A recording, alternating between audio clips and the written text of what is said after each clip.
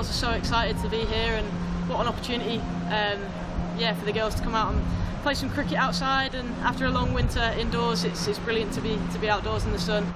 I always love coming back to the Thunder and being around a great set of girls, and you can see the excitement from them that they're getting the opportunity to be outdoors. I think, you know, being at Emirates Old Trafford for a winter can be quite a slog sometimes, so I think getting the opportunity to get out here, you can tell there's a lot of excitement in the group, and I think they're all chomping at the bit to play a bit of cricket now, which is a great place to be. Good morning, let's go.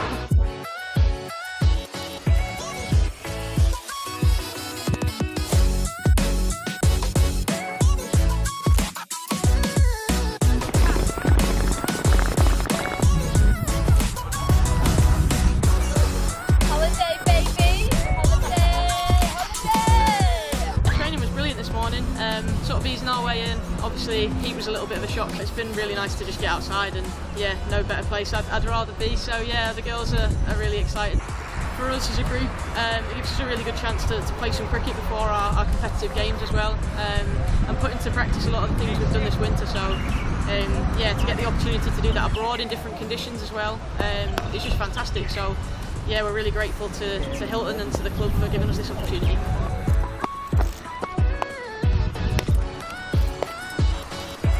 It's great to test the fitness that the girls have put in over the winter. It translates into being able to hold your skills longer or concentrate longer in the field. So it's good to see how the girls are developing. Obviously been away from the group for about 2 months now, and that skill level just seems to keep going up and up, which is obviously what you expect when you're professionalising more of the girls and they're getting more time on task. Like the lads, for a lot of them, they aspire to be professional cricketers from such a young age, like maybe when they first get into the age group system at Lancashire, whereas it's still relatively new for our girls, and there's still a lot of unknown about what the pathway looks like, but what we do know is that there's professional contracts available now, and that's so exciting. I think we're unbelievably lucky. Hilton have obviously put a lot of money into this and allowed us to have the same opportunities that the men get every year, which is, I think, a really proud feature of our club at Lancashire. I think the equality that they treat the girls with is fantastic. I think we're all really grateful, but equally we know that there's a lot that we can learn out here, and we're trying to use the opportunity to get us all better at cricket. Gonna get her out, LBW. Over the wicket, slide it on. Ah! There it is, that's the one, yes!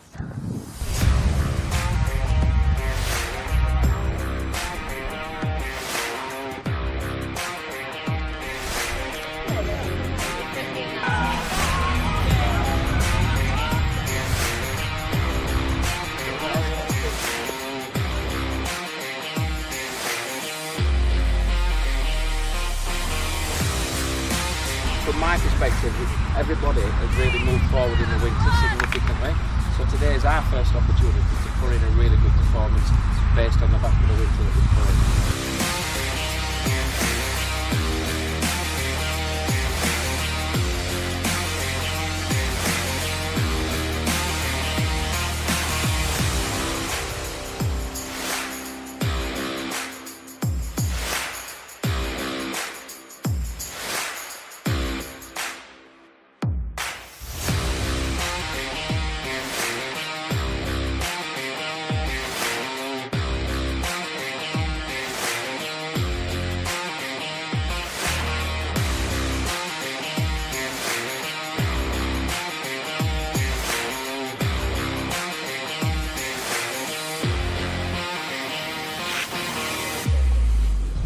I think that score doesn't just reflect how we've batted. I think that's a really good score on this pitch, okay? And what I'm really excited for is to see all this stuff that we've done in the winter will pay off in this field, okay?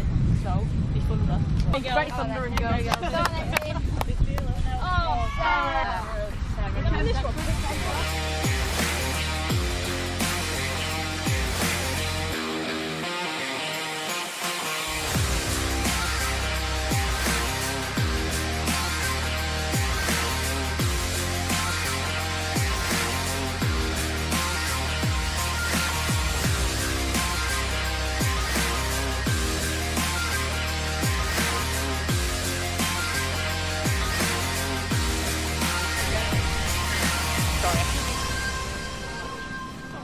Great success. Protein shakes in the thing. Results aside, I think the way we went about our cricket today was exactly what we spoke about we wanted to do, and from my point of view that was really pleasing. And yeah, at half time we said that was a pretty good score on this pitch, so let's go out and defend it, and the bowlers bowled really well to back that up, so yeah, it was a good day. Good morning. Hello. It's hard not to be envious of the young girls and the opportunities that they're going to get now. Obviously, I feel very lucky that I'm still part of it all, but this is how you do all your learning. Obviously, you cover your basics through the winter and you work hard on your fitness, but when you're leading into the summer, these are the opportunities that get you really prepared for that first game that we're going to play in April. I think, from my point of view, this is the exciting part of my career in terms of you've done all your learning and all your training, and you're trying to now implement what you've learned and how best to use conditions or how to adjust to conditions, and hopefully from my point of view as well can maybe try and help some of the girls with a bit more experience and giving them any knowledge that I do have that they might not have. So yeah, it's just been a great couple of days so far, and we've obviously got India to look forward to as well.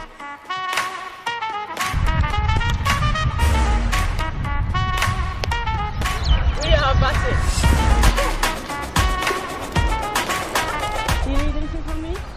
Drinks? What do you want to drink? Just water. Right in there. Perfect. Is this videoing? Alright. Nice.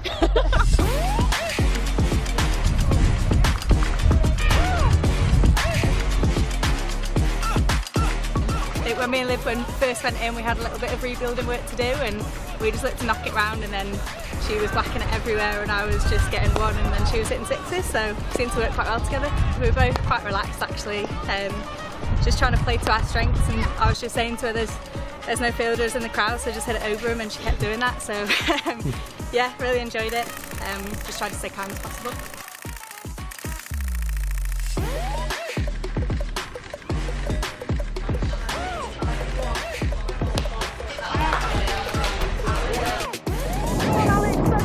Content for the GoPro.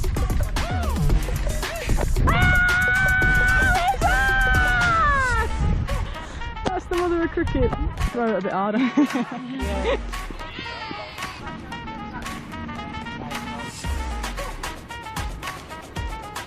It's such a good group of people and really talented cricketers as well. I think the best thing about this team is that we all celebrate each other's success. So Ellie scoring 100 the other day, everyone just really got round her, and I've obviously been the one to have a good game today, and everyone's been really supportive, so I think that's massive for the team. It's just to celebrate each other's success, so I've loved it really. Clocky! Just love that, mate.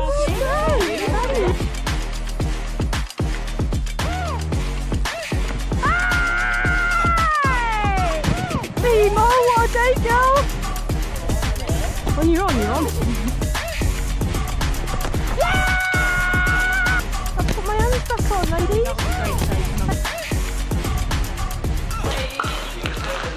Thank you. I've not been to Dubai or India before, and I've always wanted to go to India to play cricket. Obviously as a spinner it should be quite a nice place to play hopefully, so yeah, got another week to go and hopefully we'll carry on the winning. Thank you. You can get on the bus now. Good cricket, great track. Smashed it. Good at cricket, great at track.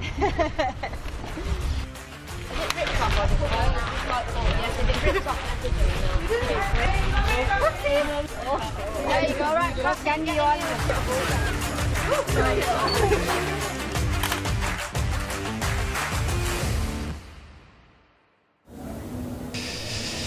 Yes, unfortunately the covers are on, and rain, very light rain, has been tumbling for a little while here at Emirates Old Trafford. The full covers are on, so we are set for a reasonably lengthy delay. That's quite a lot of work to do to remove those covers. No indication yet about any kind of potential kind of inspection or anything like that, but clearly the start at 6:30 very much delayed. Up here in the commentary box, Phoebe Graham and Stephen Moore alongside me.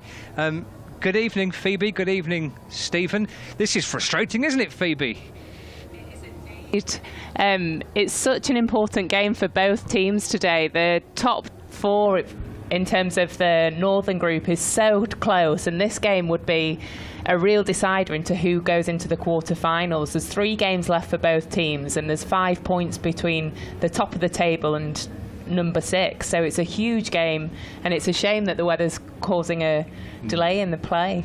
It's actually quite impressive we've got to this stage of the T20 season, Stephen, and not really had an issue with the weather. It's kind of the first time it's really affected us. Yeah, I know, it's been such a great summer for the cricket. It's frustrating, especially as Phoebe says, you're getting into the business end of the competition. So the last thing you want now is disruption for rain. You want to get into your rhythm, and you know every point that you get is now critical for getting through to the knockout stages. So evenings like this are very frustrating for a player sitting in the change room. This is how, as Phoebe's gone through it, this is how it kind of looks in that blast table. It is ever so tight. The Bears have found a bit of form, 16 points. Worcestershire Rapids are second with 14.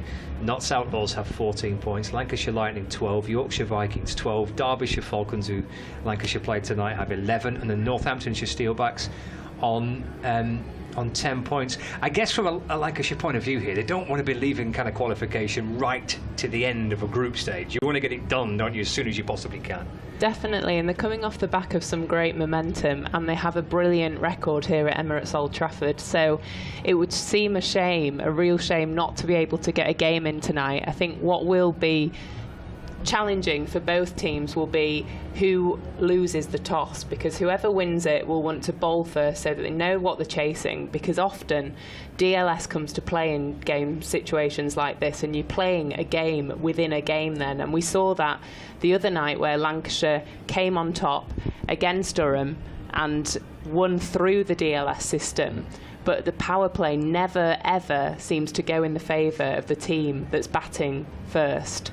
So, yeah, big challenge with the weather ahead, and the toss will play an important role today. So if you were skipper, as Phoebe outlines there, with rain around, perhaps an uncertain evening when we do get out there, and hopefully we do. I mean, the last thing we want is everybody to come to the ground with their waterproofs on and go home and not see any cricket. I'm sure we will get some cricket. The forecast looks a little bit brighter for later. If you were skipper, Stephen, and you call the toss, right, what are you doing in a game like this? Yeah, you're definitely bowling first.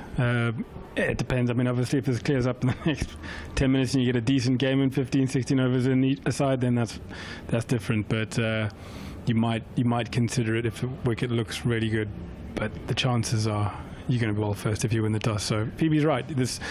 With weather around like this, it does come a little bit on the toss.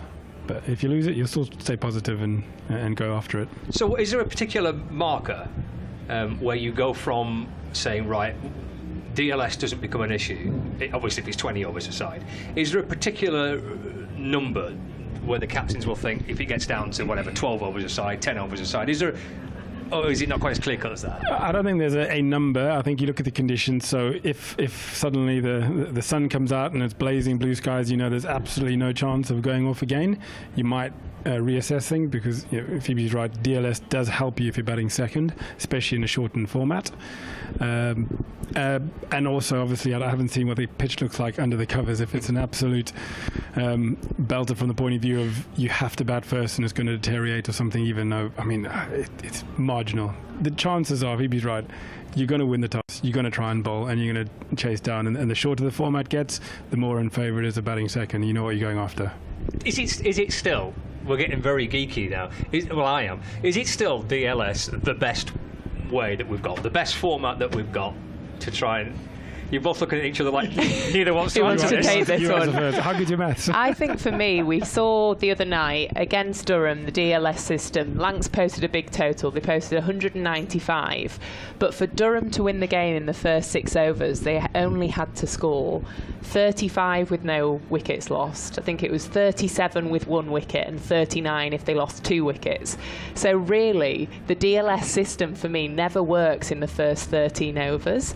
Once it gets past that stage, it always seems to average out to what seems like when you get a feeling of which team is truly winning. I feel like DLS for me only works if you get between 13 and 18 overs in. Right. So Lancs won the other night, and it felt like they had truly won the game at that stage of the game. But if it had been based on the power play, for any team to score 36 in the power play is pretty straightforward. So I think DLS for me is a really challenging one, because sometimes it goes into the hands of those batting second so much that it seems such a shame to base a game on 5 overs, but then it goes into the 15th over, it feels like about par total. So I don't know how you can do it. I'd love to see more bowl outs. Over to you. Well, I've partaken in a bowl out before, and I tell you what, yeah, that was interesting, because got to the bowl out and you're thinking, right, bowlers, off you go. And Tom Moody at the time, when he went, you're right, he goes, Mandy, my nickname was Mandy at Worcester, and he goes, right, you're bowling the first. Oh, I'm like, what, sorry? I said, no, I'm not. And he goes, yeah, you're short, it won't bounce over the wickets. I'm like, I'm not a bowler, it's a bowl out, this is the bowler's job, surely. So I'm not in favour of bowl outs as a batsman. You can see something like that coming into cricket with the innovation of the game, can't you? Yeah, it was not a fun experience, I must admit. But yeah, I don't know. I think the game is changing so fast in terms of just the rates, the scoring, the options that people have now. Mathematically, to try and shape it so it's fair when you have a truncated game, it is very difficult. And I agree with Phoebe. At the moment, it doesn't quite work. I don't think it weights wickets quite the right way, especially early on. So obviously, the longer the format goes, it kind of equals itself out because of number of balls and the number of wickets. But if you only got 10 overs and you got 10 wickets, I mean, it's just a free-for-all. It's impossible to get bowled out almost. So it doesn't weight, the consideration of time and overs. And I don't know how you fix that. My maths isn't good enough. But at the moment, if you have a shortened game, DLS does weight it for the side who managed to bat second. Yeah, I think there was 6 runs in it for losing 3 wickets in the power play. So 36 versus 42 for 3. Yeah. But they say if you get 3 wickets in the power play, you win the game, or you've got the highest percent of winning the game. So I think you're right to that point. In the DLS doesn't therefore work in the favour of the wickets. And I think I got to clarify my thoughts on that. It was, if you've batted 20 overs like Lancs has, and you've got 190, you're thinking, that's pretty good. The next side, so I've had to bat for 20 overs. The next side only has to bat for 10. They approach the game completely differently. If you start and you say that it's a 10 over game each, then that's different, and you play DLS. I think you're all on the same pitch then. But it doesn't work if one side has had more overs to score the runs and the side batting less. For exactly what Phoebe was saying there, you don't weight the wickets the same. You'd have to say, well, you have half the wickets to get those runs, or you have to penalise them more on the DLS for every wicket.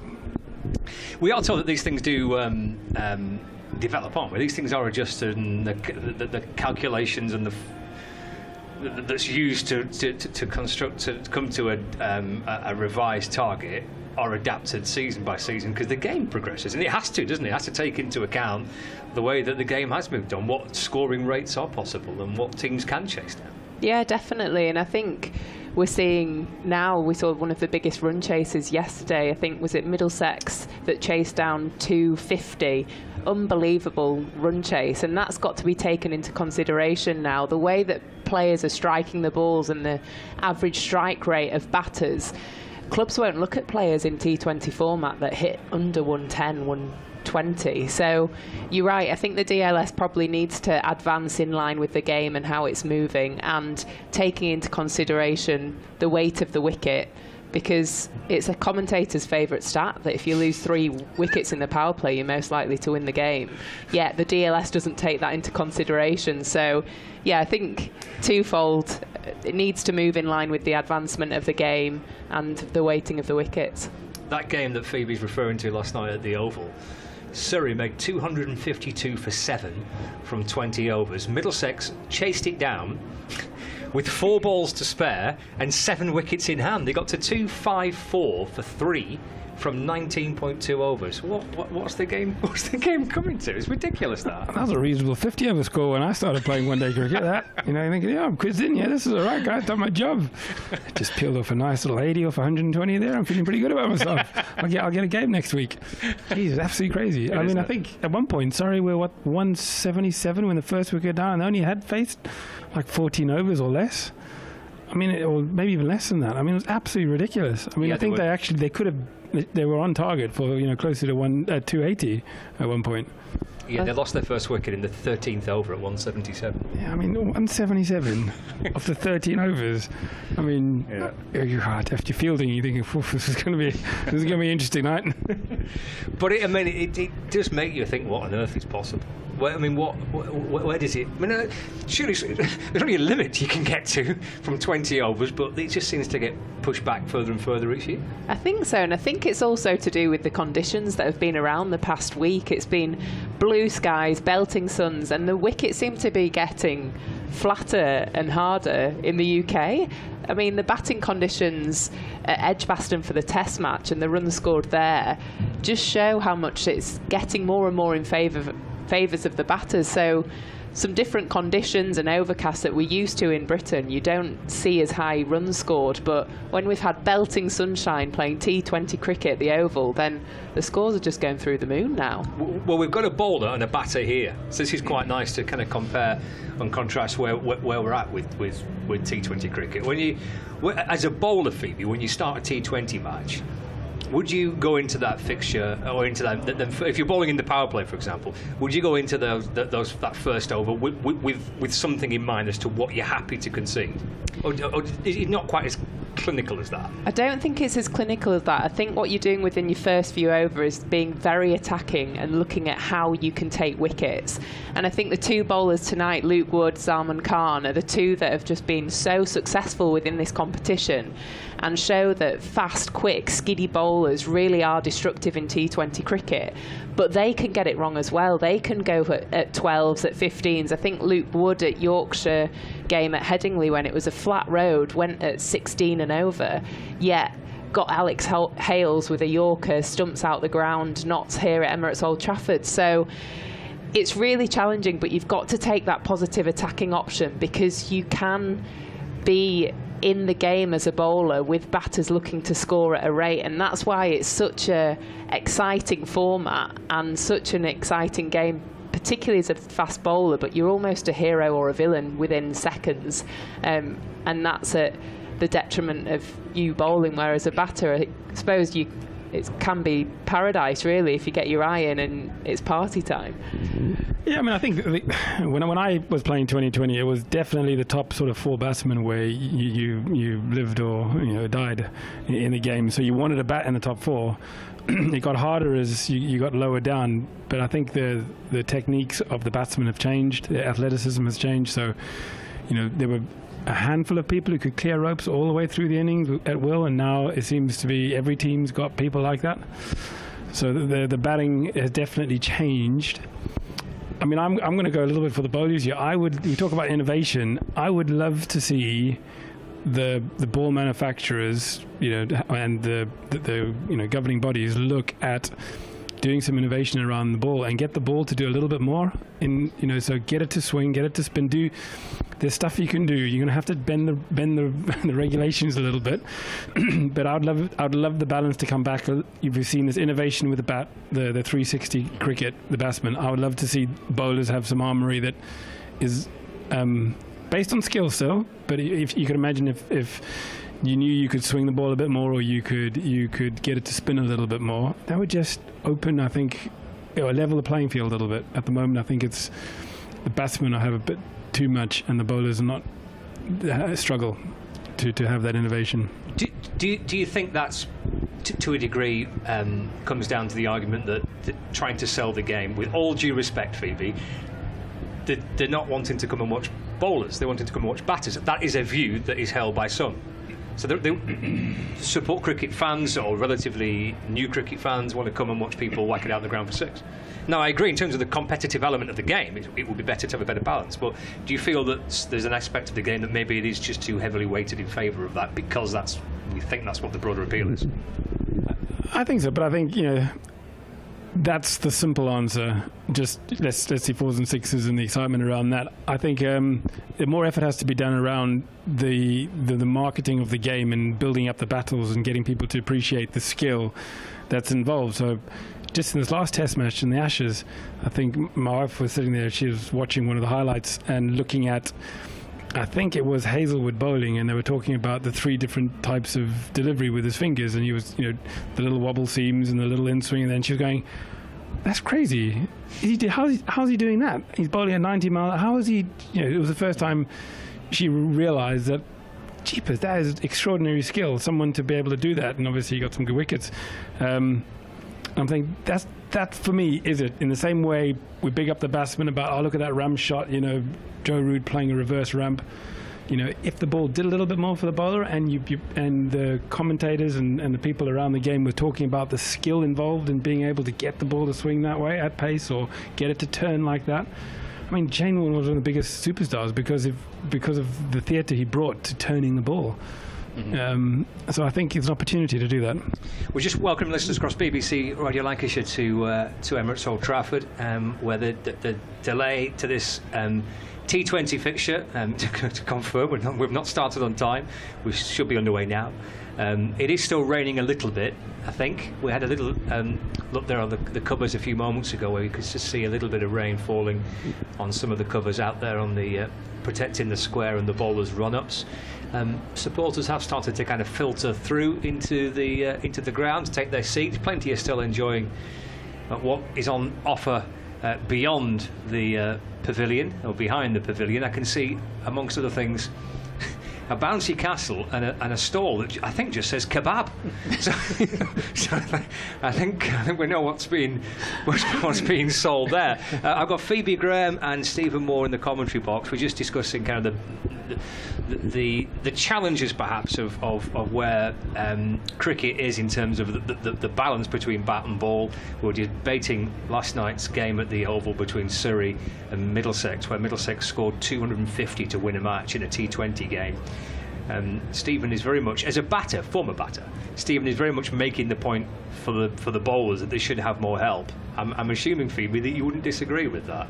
I don't disagree with it, but I also think bowlers have some catching up to do in terms of skills and executing the skills. And what you'll see now with the young kids coming through is how much they'll be practicing things like Yorkers, slower balls, back of the hand balls, all these different variations that I think the bowlers probably need to advance their skills quicker at. I think we've seen last year in the semi-final where Jordan Thompson won the over for Yorkshire with just 3 off it, bowling and executing wide Yorkers, and that's something that is hit and miss sometimes in T20, but when bowlers get it right, it's so good to watch.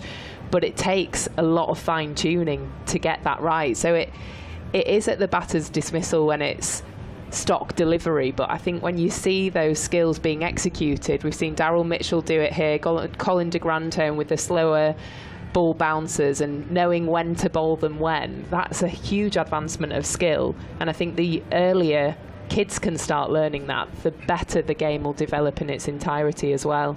So to take, for example, your example, Stephen, or what your wife said about watching one of the Aussie bowlers in the Test match and the skills he's got by being able to just alter the position of the ball in his hand, and then could the game do more to try and promote the skills of bowlers, the subtleties of bowlers? You know what I mean? It is, a lot of it is all about the big hitting, isn't it? Yeah, a lot of it is about the big hitting. That gets the press, doesn't it? That gets the airtime. That gets the front page news. And I think more effort generally across the board needs to be done around helping people who don't live and breathe the game like we do. The nuances and the immense skill that's involved in achieving some of those skills, especially under pressure. But Phoebe raises a really important point there. I think where bowlers do need to catch up is in that thinking, in the pressure moments. As a batsman, you get used to it. You're out there by yourself. You have to make decisions by yourself. But as a bowler, I think often, especially young coming through, you get used to just leaning on your captain setting your fields for you, predefined plans that your coach has told you before you go out. And even when you get to the senior game, more onus, more time more expectation should probably be put on bowlers to say, you own this. This is your delivery. This is your over. So they need to get smarter on their fields and need to take more responsibility for delivering the skill in that pressure moment, and not just reverting to top of off stump kind of logic. So it's not just about maybe some innovation around the ball. I think Phoebe's right about saying, we do need to get the bowlers to recognise that. You're right. I mean, often we talk about the batsman, but if you're a bowler, you deliver your 4 overs at 4 and over. That could be match in a game of 250. You go for 4 and over, you won the match, irrespective of what anybody else has done. Is it tougher for bowlers to practice their skills in pressure situations than it is for batters? Is it harder for a bowler to get comfortable with bowling in difficult, tight situations than a batter practicing just whacking it out the ground? And I appreciate I'm being very blasé about that. I know that. I think practicing it is exactly the same for a batter or as a bowler, because you can set up anything in a net scenario and put 50p on it, or create a situation where when you're out, you're out. So there's ways within nets that you can create pressure, but nothing beats doing it in the middle. And I think it's backing your ability and knowing that you've practiced it within a net situation, you can bring it out into the middle. I think Richard Gleeson got 14 wickets last year in the T20 Blast, and majority of them were Yorkers, and that's something that he works on day in, day out to make sure he can nail that skill. And it's whether players are truly practicing those skills to be able to bring them into the game, because that's when you can really truly believe that you're going to deliver them in them high pressure moments. It is quite interesting, isn't it, how the game is developing, how certain aspects of the game are changing, and where ultimately it might progress. How much do you think has it changed since you retired, Stephen? And how much do you think you would have enjoyed playing in this kind of modern, what is now this kind of modern day, to coin the phrase, the baseball type era? Would that have suited you down to the ground? I mean, you had to come out and give it a wallop, didn't you? I'm still making my mind up on baseball. Are you? All right. What's your concerns? I love the theatre, and I love the hype that it's generating around the game, which is great.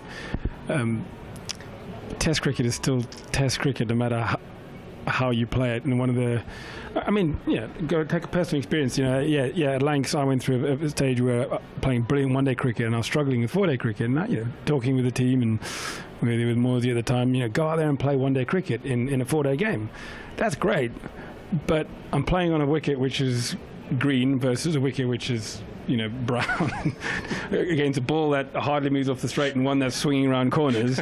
I'm thinking, I'm sorry, I can't. And we haven't really seen baseball on a green top and a big swinging environment yet. Well, they don't want that, do they? They don't want that, no. But I'm saying there's a big gap. So the problem I have with baseball is that at the moment you've got a crop of players who are very one-day orientated, who've also got a reasonable amount of experience.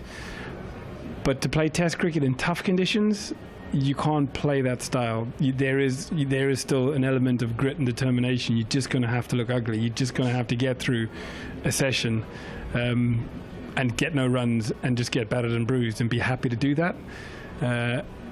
Because frankly, you can't swing at everything if it's going around corners. You're just not going to get bad in it. We'll come back to this in a second. But for viewers on Lancs TV and listeners across BBC Radio Lancashire, the two umpires are out in the middle. David Milnes and Graham Lloyd, speaking to Lancashire's head groundsman Matt Merchant there. But unfortunately, I think there's still clearly a little bit of rain tinkling down. The umbrellas are largely down around the ground. There's a few dotted about here and there, but there's not many. But quite a lengthy conversation, because it's not just about when is it going to stop raining. You then got to throw in the question about, might it rain again? Is there another rain band coming? So do you go through the process of trying to clear everything up, and then it starts to rain again, and you have to then put everything back on there?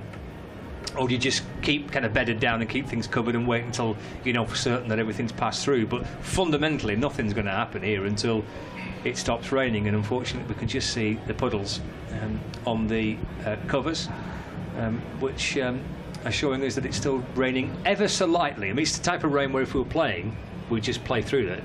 But in terms of getting the ground ready and the prospects of of trying to start the mopping up process, well, there's not much point while it's starting to rain. And the two umpires are just looking at their watch as well. We do have this little grace period, so we can absorb a delay without losing overs, but eventually, and I think it's half an hour, isn't it, after the scheduled start time, we start to lose overs. So that it's looking, well, it's going to be a reduced game.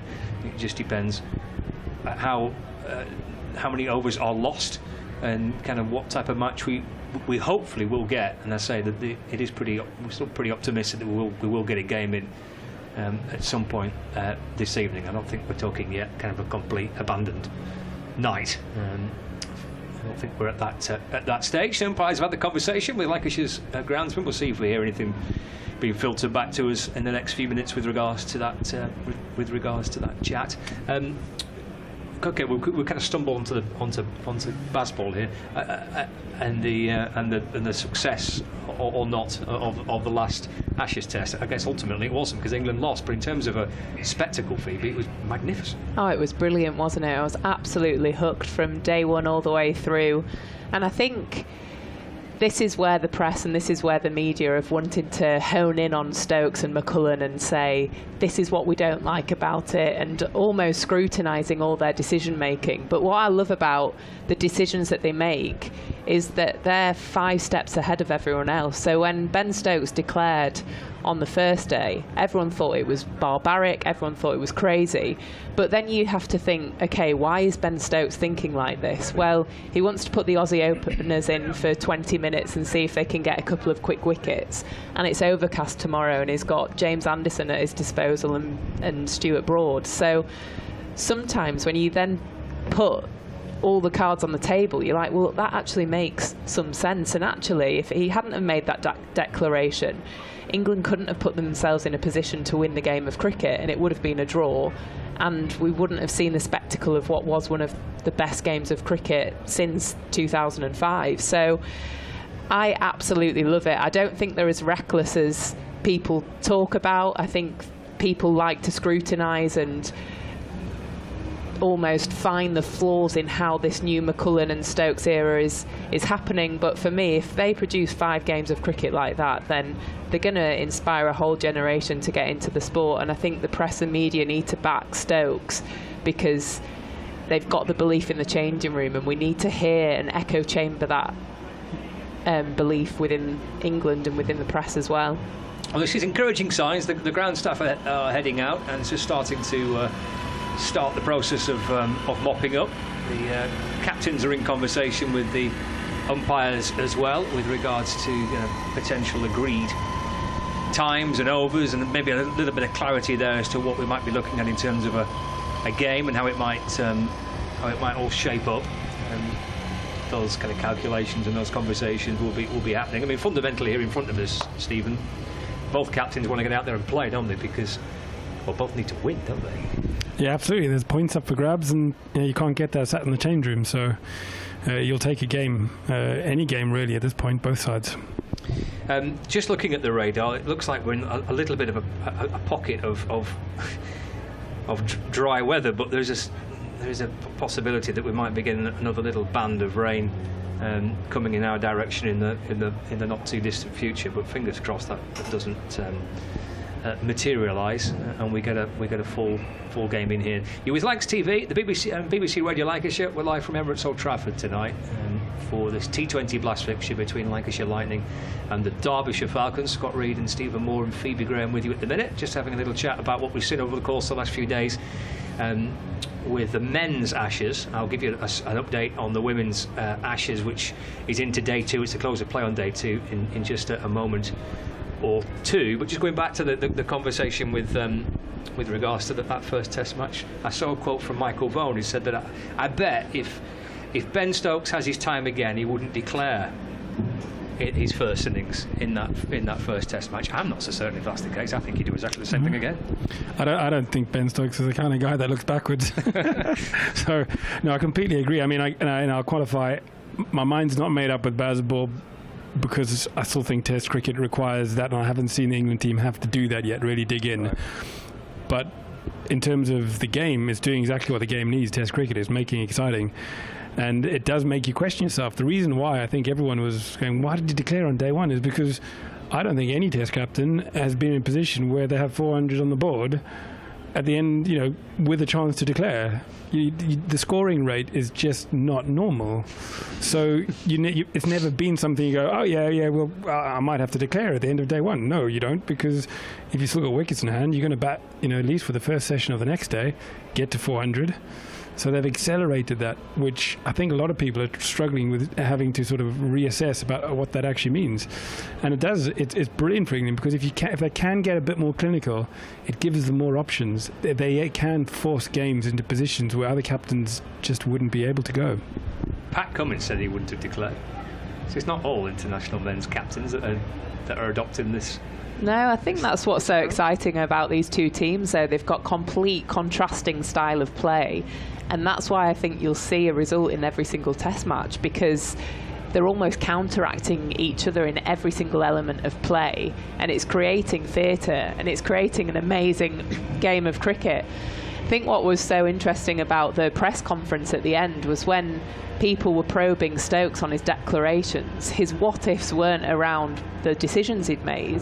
His what-ifs were around that catch that he dropped of Lyon when he was 8 down. I think he spoke about it for about 2.5 minutes, of how it was in his hands, and how it's out of his hands. So the scrutiny for each of those individuals within that team will be around their skill set and how they can develop and how they can execute their skills better against Australia, because if they'd have taken those 6 opportunities that were missed in that Test match, they'd have beaten the Aussies. And I think that's where they're debating the what-ifs versus the decision-making. So I still believe England will come back, but I think it's interesting that they've lost the first one, because then we'll see whether this is their strong culture and that they can still bounce back from a big loss against the Aussies. So I'm excited to see how the next 4 Test matches play out. They kind of double down on it, don't they, England? I think I don't think they'll take a single step backwards. No, I absolutely agree. I think they'll go even harder at Lords, and hopefully the conditions will suit them and allow them to do that. And absolutely right. I mean, simply speaking, if they were more clinical, and I think I think they were undercooked. I don't think they were ready. A keeper who hasn't really spent enough time behind the stumps recently, your main spinner who hasn't bowled more than 4 overs in a spell for long enough.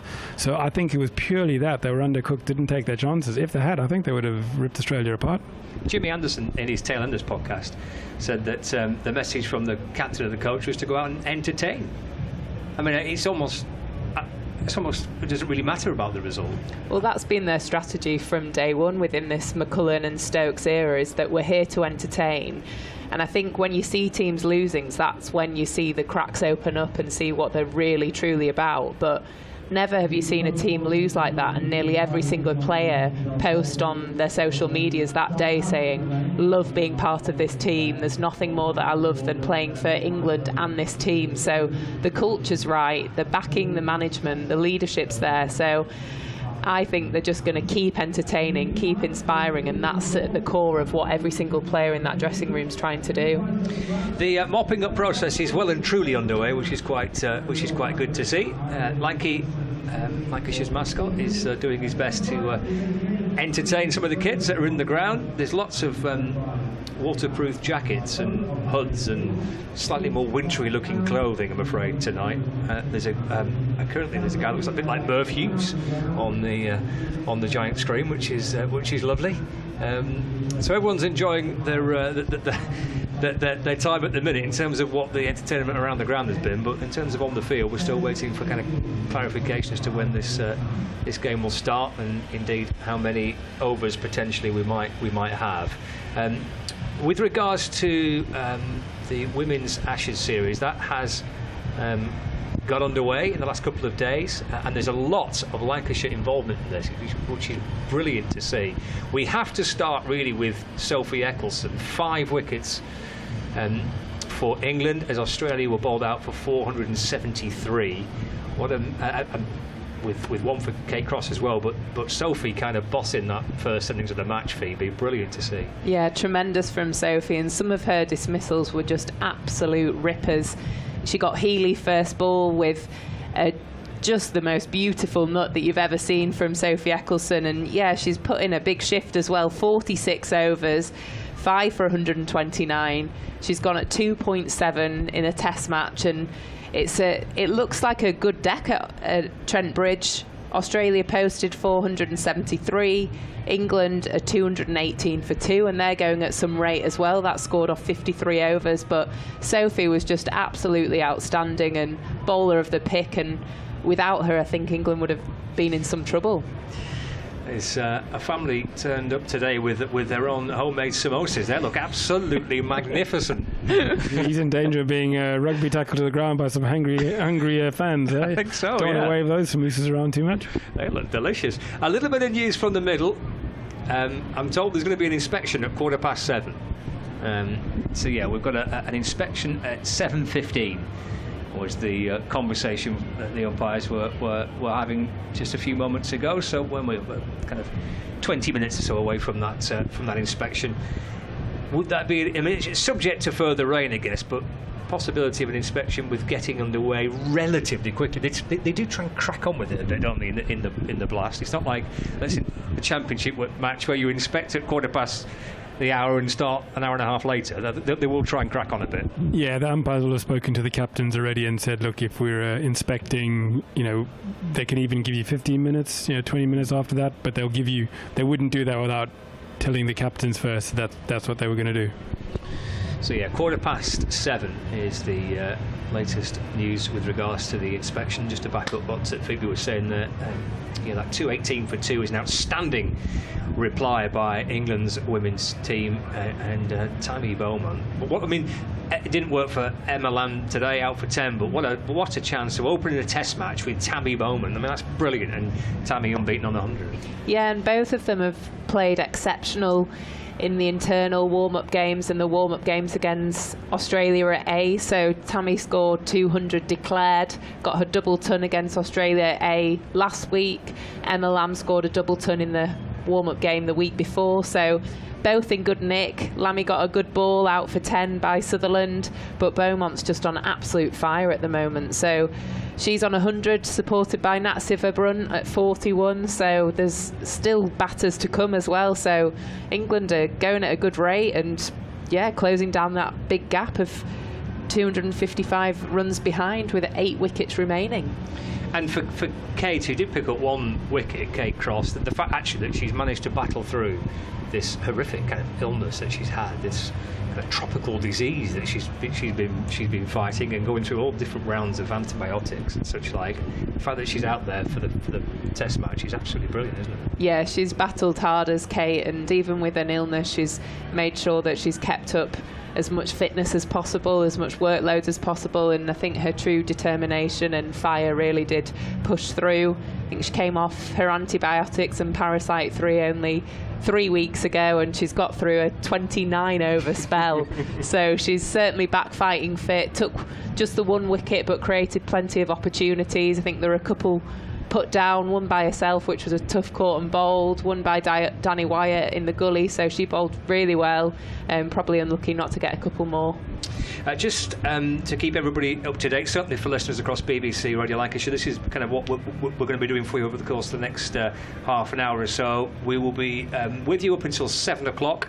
We'll take the latest news at 7, and then we'll be back here at Emirates Old Trafford when we do have a resumption in play. That inspection will be at 7:15. If you're on social media, you can find out the latest. Obviously, Lancashire themselves will tweet that, as we will on BBC Lancs Cricket as well. So for BBC Radio Lancashire listeners, with you here at Emirates Old Trafford until 7, and then back again when we do have a much clearer idea of a start time, and hopefully we have a full game as well. Lots of people hanging around, lots of people just waiting for some further news. It's I mean, it doesn't smack of summer, does it, at the minute? to be brutally honest.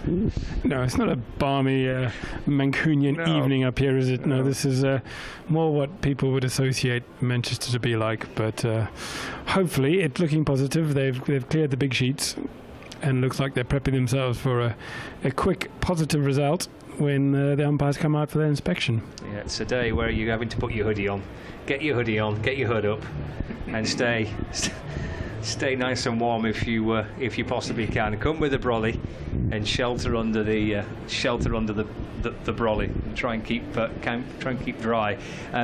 There's home games left for Lancashire Lightning. All of their remaining group games are here, Phoebe.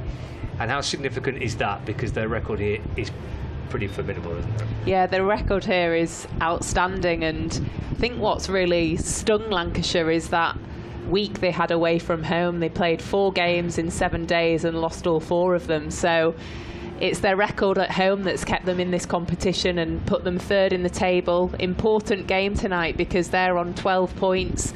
Derbyshire are on 11 points. So the winner of this will really put the team ahead and in contention of that top 4 spot. So yeah, Lancashire will be pleased to be at home and pleased that the fixtures are also remaining here at Emirates Old Trafford as well. Yeah, with a trip to Surrey to come in between these, but next Friday is the big one. Yorkshire Vikings are here. That's on Friday evening at 7 o'clock. That's a week tonight. And then the final group match is on the Sunday against the Northamptonshire Steelbacks, 2:30 start on the Sunday. So they're Lancashire's final fixtures in the group stage of the Blast. Derbyshire tonight, and then Yorkshire a week tonight at 7 o'clock. I think it's sold out, so if you're not going to take it, you'll have to listen to us on BBC Radio Lancashire. We'll catch it on Lancs TV, and then Sunday is Lancashire Lightning against the Northamptonshire Steelbacks, and in between those games, starting on Sunday, is a trip to the Oval to take on Surrey in the County Championship. So yeah, it's just a waiting game, I'm afraid, a game of patience here. People are enjoying the sight of seeing themselves flashed up on the big screen and giving the big screen a bit of a wave, which is quite nice. But everyone's just waiting for the outcome of this inspection. I'm afraid there is a suggestion of another rain ban coming in the next 20 minutes, there or thereabouts. But as it stands, 7:15 inspection for listeners on BBC Radio Lancashire. Stick with us. As soon as we've got some live cricket, we'll be back here for the start of this fixture, live from Emirates Old Trafford for Lancashire Lightning against the Derbyshire Falcons. The start delayed, inspection at 7:15. We wait for some good news.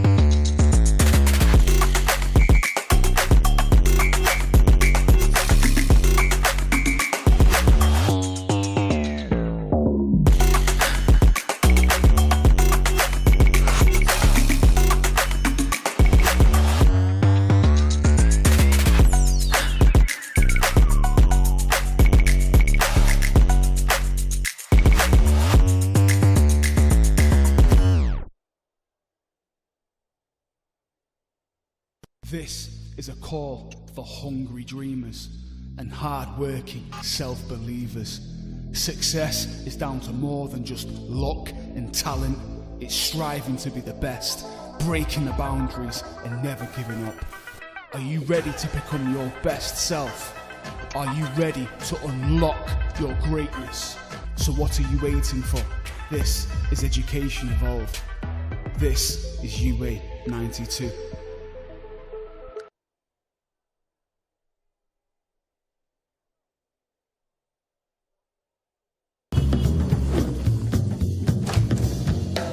Nice room. How's that? How's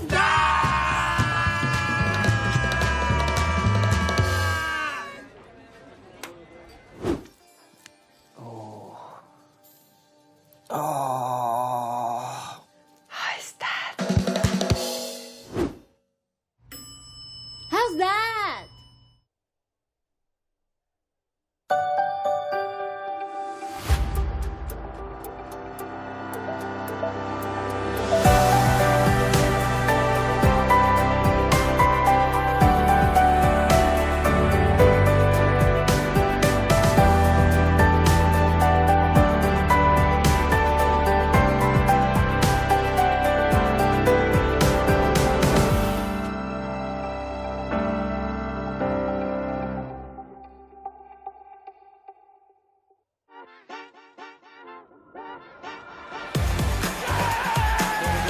that is Tim David.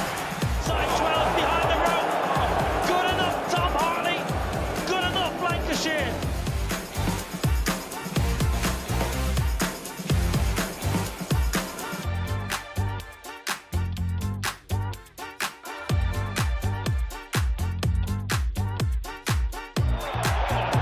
That has gone a long way. Salt has held that one away. Boy, what a striker of a ball he is.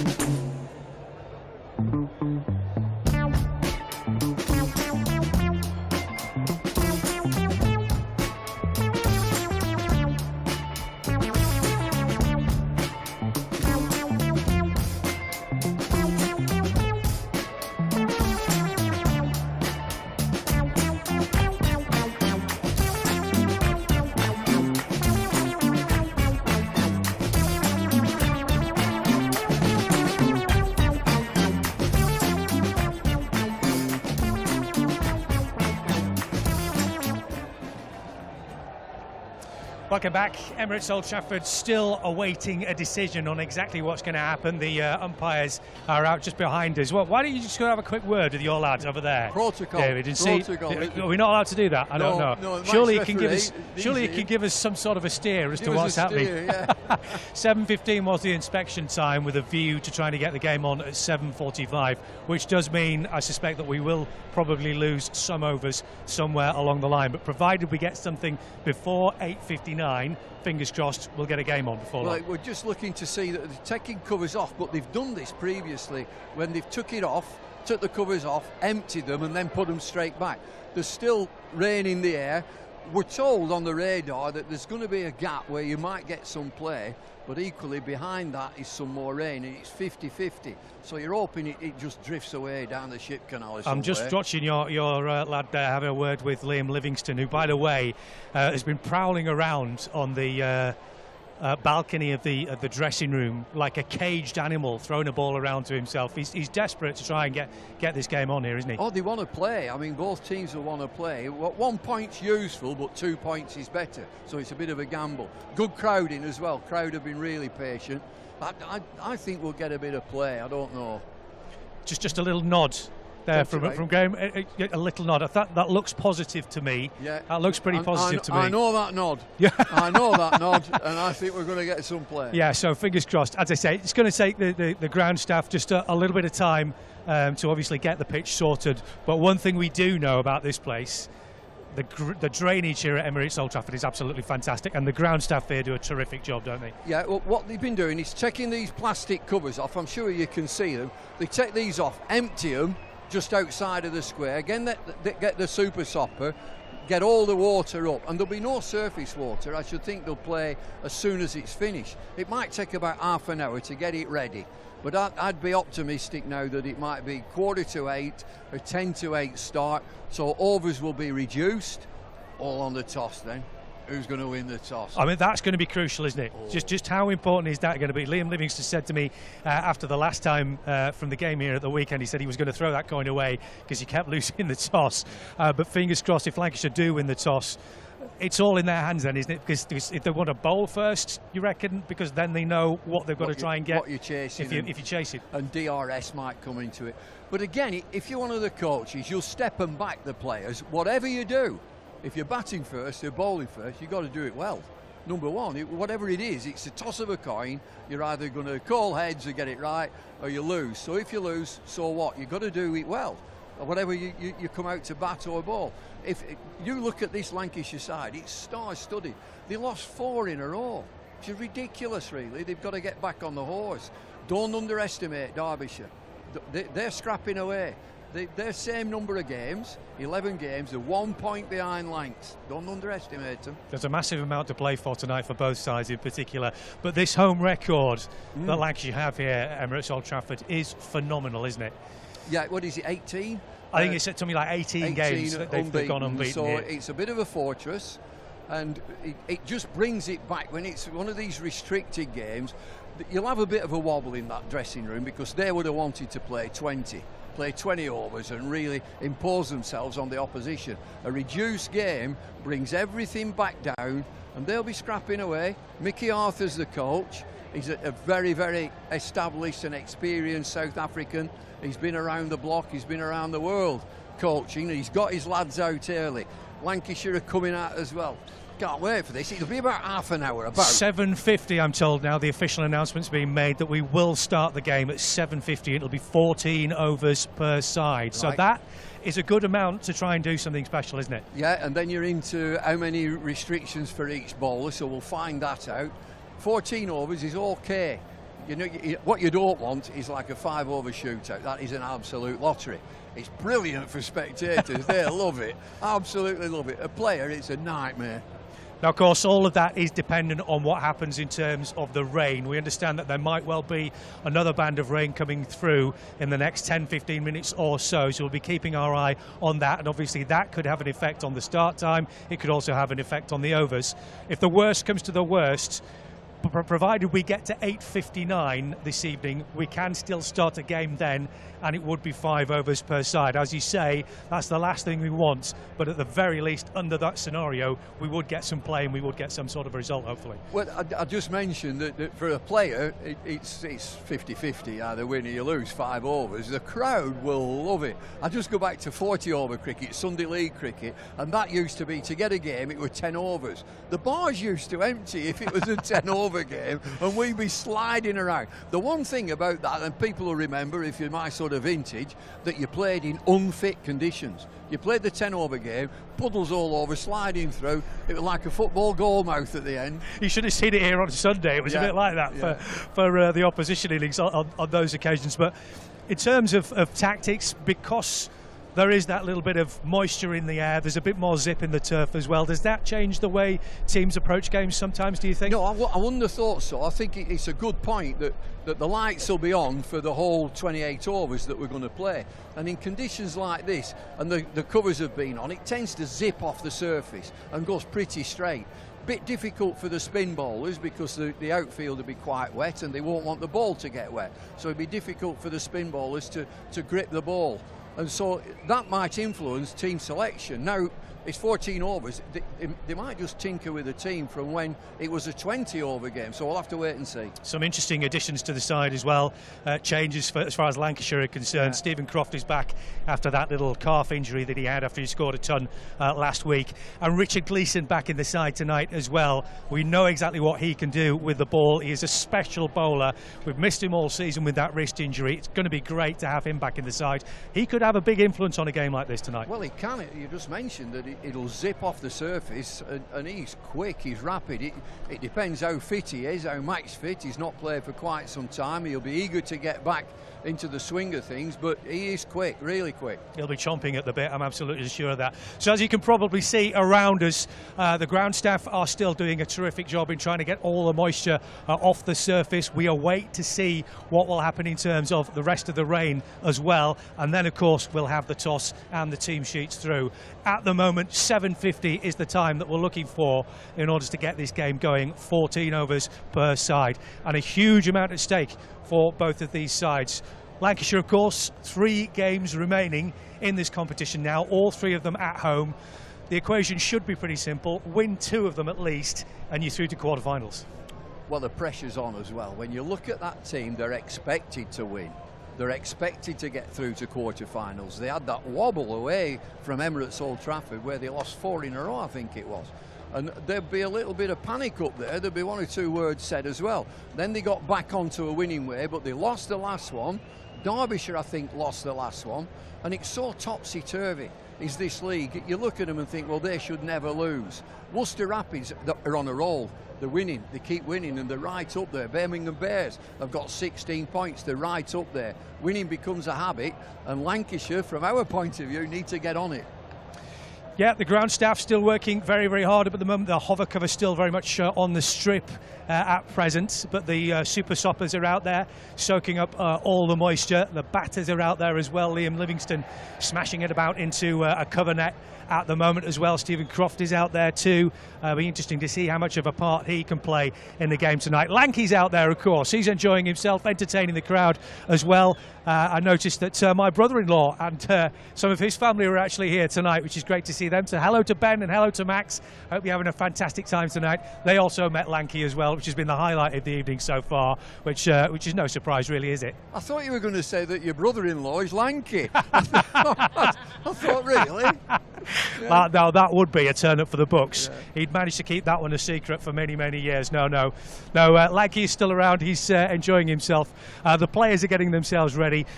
From a psychological perspective here now, Bumble, what do you think is going on in the players' heads? Because not only is there a huge amount at stake in terms of this game itself, but also they want to get ready, they want to get playing. The fact is they've been delayed, things are all a bit topsy-turvy. Do players get nervy? Do they get unsettled in these sorts of conditions? The toss. That's what they're nervy about, the toss, because they'll both want to bowl first and see what they're chasing. So one of them's going to be disappointed. So they've got to do whatever you do well. I'd never get away from that as a coach. Sometimes you keep thinking in your mind, oh, we got to bat first, we got to bat. It's all on the toss of the coin. And if you've got to do everything right from ball one, you can't be sloppy. And we will just touch on one thing on the Test series, about the declaration, about this, about that. England bowled 24 no balls. Australia bowled 4. There's your difference. And I know England missed chances. So from a player's perspective, in that changing room now, you want to get going. What is it, 10-8? You want to get out. I bet they've been here 4 or 5 hours doing nothing. You want to get out there and play cricket. Both teams want a result. Right, so it looks as though the players are all warming up nicely. The coaching staff are out there as well. The umpires are out there. And, of course, the ground staff are doing a terrific job. 7:50 is the start time that we are hoping for. It'll be 14 overs a side. Join us again very, very soon.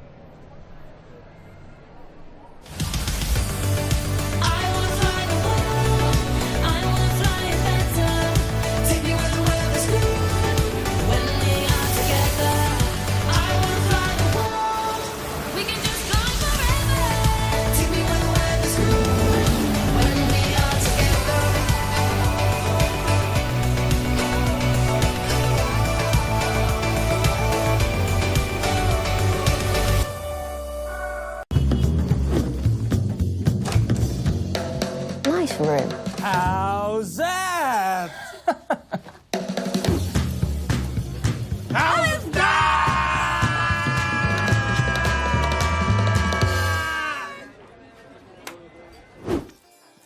Oh. How's that? How's that?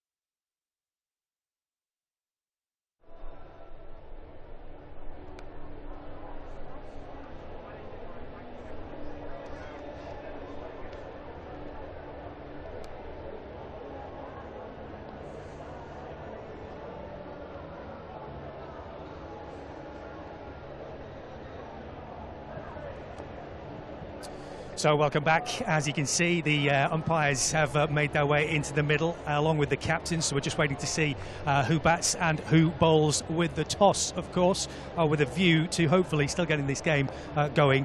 If you have a look over in that direction, you'll be able to see the two captains getting themselves together and now meeting the two umpires as well. So just a few last instructions. The idea is that we'll get this underway at 7:50 and we'll have 14 overs per side, provided we don't have any more rain interruptions. So we all have to keep our fingers crossed as far as that is concerned. So a huge amount at stake for both sides tonight as far as the rest of this competition and the latter stages of it are concerned. Grey clouds around Emirates Old Trafford at the moment, but keeping our fingers crossed that will just stay at bay. There's a tiny little bit of drizzle around at the moment, but at the moment certainly conditions would appear to be playable. Up goes the coin from Liam Livingston, and this is a crucial one. It looks as though the opposition have got their way and they're going to have a bowl, so they're just going to have a quick photograph and we'll get that confirmed with Liam Livingston in his second. Liam, what's the verdict? Yeah, we lost the toss, so we're batting. So that's not exactly how you would have wanted it, I guess. Given the conditions, you'd have preferred it to be the other way around? Not necessarily. It's a wet outfield. Hopefully the ball will get nice and wet. Won't be easy to bowl with, so yeah, hopefully put a score on the board and defend it. I could see you up on the balcony there, prowling around like a caged animal. Everybody's desperate to get this game on, aren't they? I think so, especially when you see the crowd that's in already. The crowds here, the last couple of games have been tremendous, so I guess we just want to play for that, really. There's a massive buzz around cricket at the moment in the country, so why wouldn't we want to play in front of that? Plus, this is a game that could be very, very important for both sides in terms of the positions in the table. Yeah, last 3 games, every game's important now, so we know what we need to do. Hopefully we can hit some form at the right part of the tournament. You would expect, you would hope, if you can win the last 2 games, you will get through, but will your attitude be, well, we've just got to win all 3 and hope for it? Yeah, absolutely. You want to win every game of cricket you play. You don't really want to look at tables, so we'll concentrate on today, hopefully win today, and then move on to next week. And any changes to your side tonight? Yeah, we've got one. Crofty's back in after his calf niggle. He's in for Jack Blatherwood. Best of luck tonight, Liam. Cheers. Thank you. Thanks, Cheers. man. So, Liam Livingston there. It looks as though he is pretty happy with the way things have gone, despite the fact that we all thought that if he won the toss, he would probably want to be bowling first, but it's gone the other way round. But Lancashire have lost the toss, and it means that the Falcons will be fielding. We've got a lot to look forward to tonight, including a special interactive quiz going on tonight, both online and here at Emirates Old Trafford. So if you're in the area, keep your eyes open for a QR code that's going to be coming up very, very soon so that you can participate in that, and you could be a big, big winner. That's all to come. There's a great atmosphere here, as usual, as you would expect. Let's join Neha in the fan zone.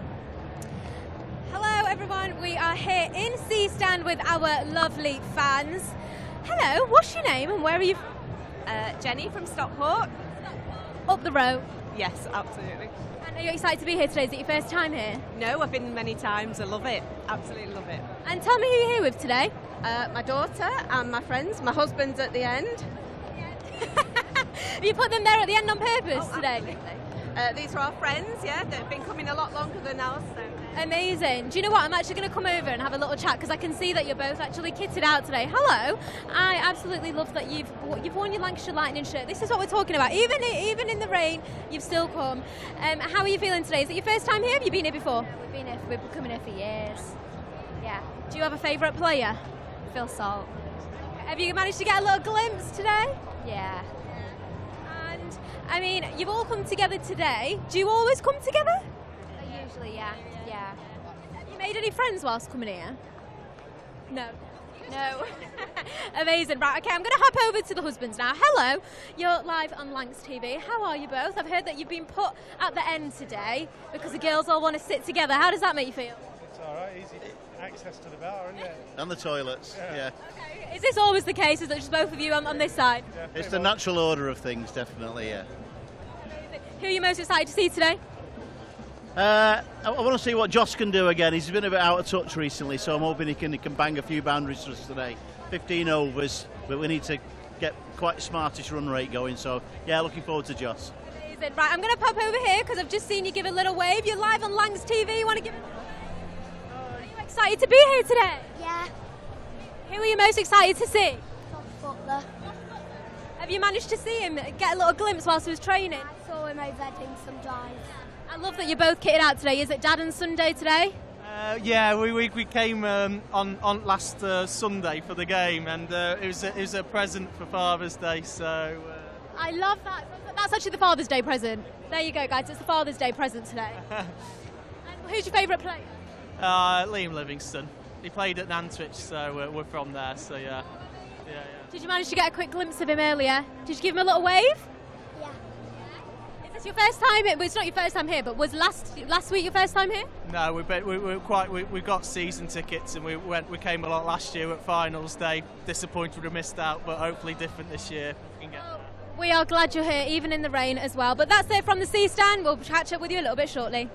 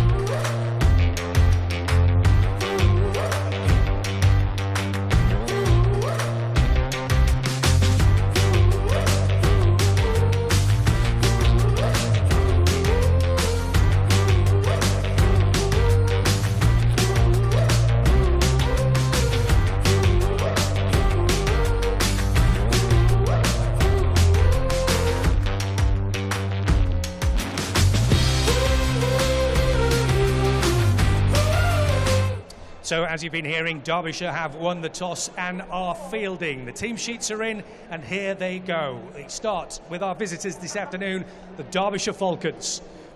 First of all, Harry Khan, Lewis Rees, Haider Ali, Wayne Madsen, Leo Staploy, Brooke Guest, Matty McKiernan, Zach Chappell, Alex Thompson, George Scrimshaw and Zaman Khan. And your Lancashire Lightning lineup is as follows. Number 6, Joss Butler. Number 7, Phil Salt. Number 15, Stephen Croft. Number 23, Captain Liam Livingston. Number 75, Daryl Mitchell. Number 33, Dane Villas. Number 3, Luke Wells. Number 12, Rob Jones. Number 2, Tom Hartley. And number 14, Luke Wood.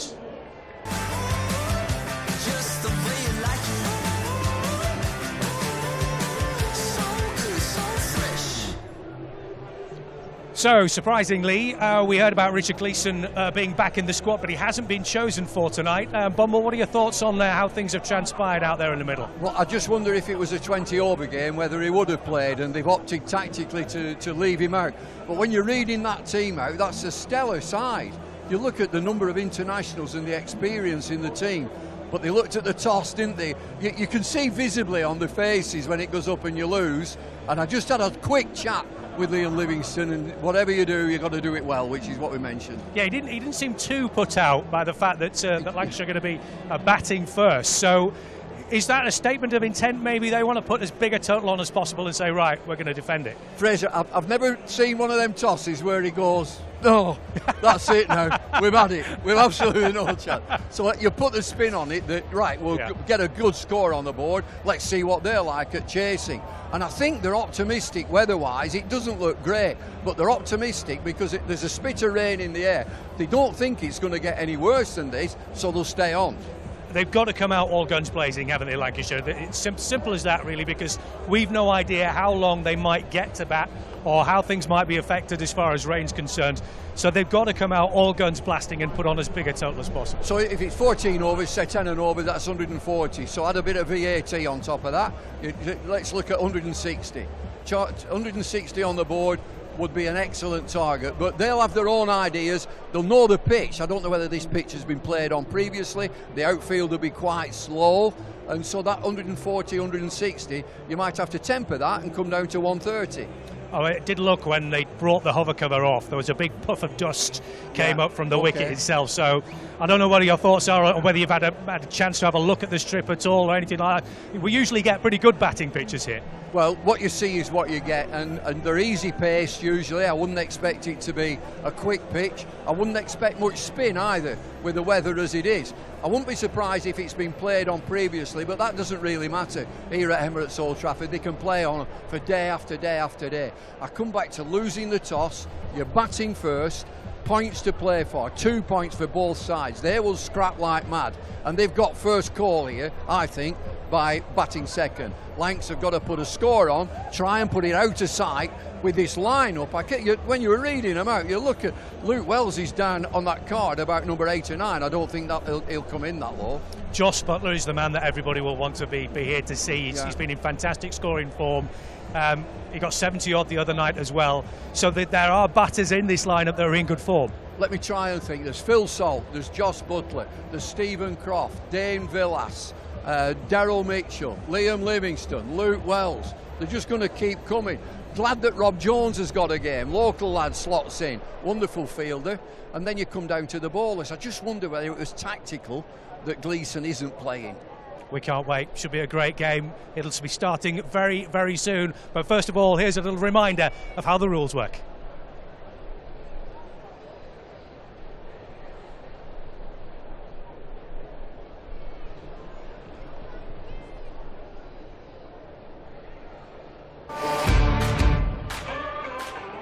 Each match is played by 2 teams of 11 players. Some are batters, some are bowlers, and there's 1 wicketkeeper.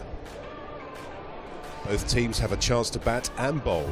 Look out for the coin toss. That's how they decide which team bats or bowls first. Each team has 20 overs to score as many runs as possible. The team with the most runs wins the game. 1 over is made up of 6 good deliveries from the bowler. To score runs, batters hit the ball and run between the stumps. If the ball reaches the boundary, it's 4 runs, and if it gets there without bouncing, that's a 6. While the batting team is scoring runs, the bowling team are trying to stop them and get the batters out by taking wickets. A few ways batters can be out are bowled, caught, run out, stumped, and LBW. Watch out for signals from the umpires, 4s, 6s, wickets, and these when a bad delivery has been bowled. Bad deliveries add runs to the batting team's score, and the bowler must bowl an extra ball. If you see the umpire doing this, the next ball is a free hit, and the batter cannot be out, bowled, caught, LBW, or stumped. And those are all the basics you need to know to get behind your team in this year's Vitality Blast competition.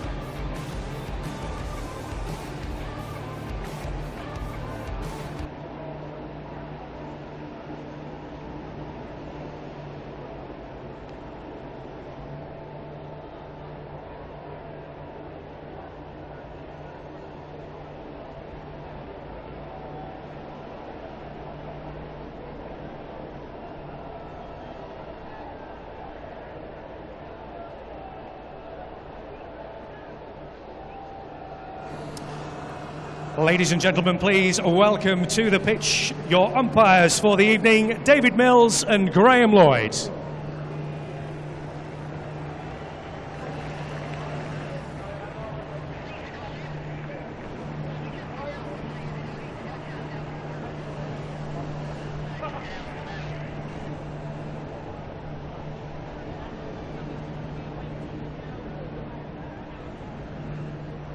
Ladies and gents, please welcome to the pitch this evening's visitors, the Derbyshire Falcons.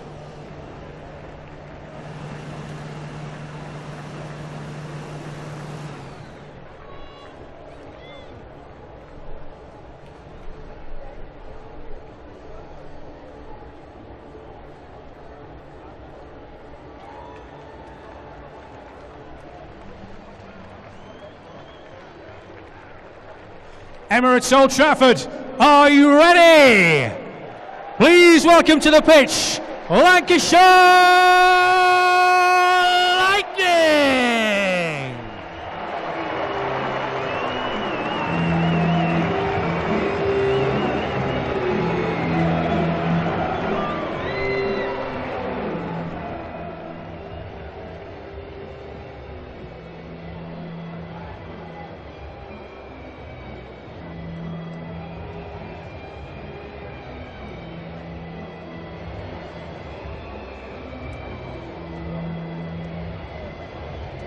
That they feel as though they can defend, and it might well be adjusted depending if we get any further rain. Thanks to Phoebe.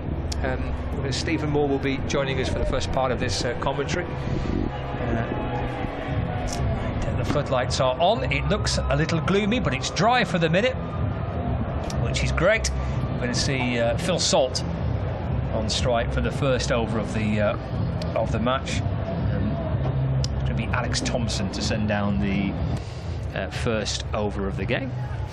Stephen's alongside me, I think, and we shall see. 15 overs. That's not too bad, that is it? I don't think. Stephen, you still get a decent chunk of trying to put a total on the board. Yeah, it's a game of cricket. We can confirm that. Here's Salt facing this first delivery. That's pushed into the offside, and there is no run. So 4.3 over power play, so that's the fielding restrictions, and a maximum of 3 overs for the bowlers. This is pulled into the onside by Salt, and that's the first run on the board as the pick up and thrower comes in from Harry Kane out towards that deep mid-wicket boundary.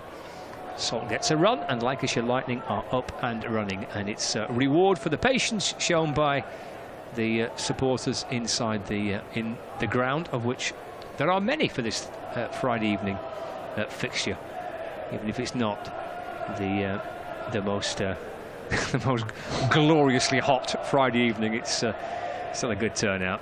Here's Butler. He's got runs here. He's managed to drag this one to the left of short fine leg down towards the boundary, and that's the first boundary of the evening. 5 without loss. Yeah, very nice there. Easy drag down, and Joss was not going to miss out on that. Quick feet guiding it past the short fine leg, and he'll be very happy with a nice little boundary to get his evening off and running. Yes, absolutely. Yep, he's up and running. In case you like it, the Lightning supporters will be hoping to see quite a good night from Joss Butler this evening. That's nudged away into the onside, and through he goes for a single. He moves on to 5, and the score moves on to 6 without loss. It brings Phil Salt back on strike. So we're just over halfway through the first over of the match. Here's Alex Thompson from around the wicket, bowls to Salt.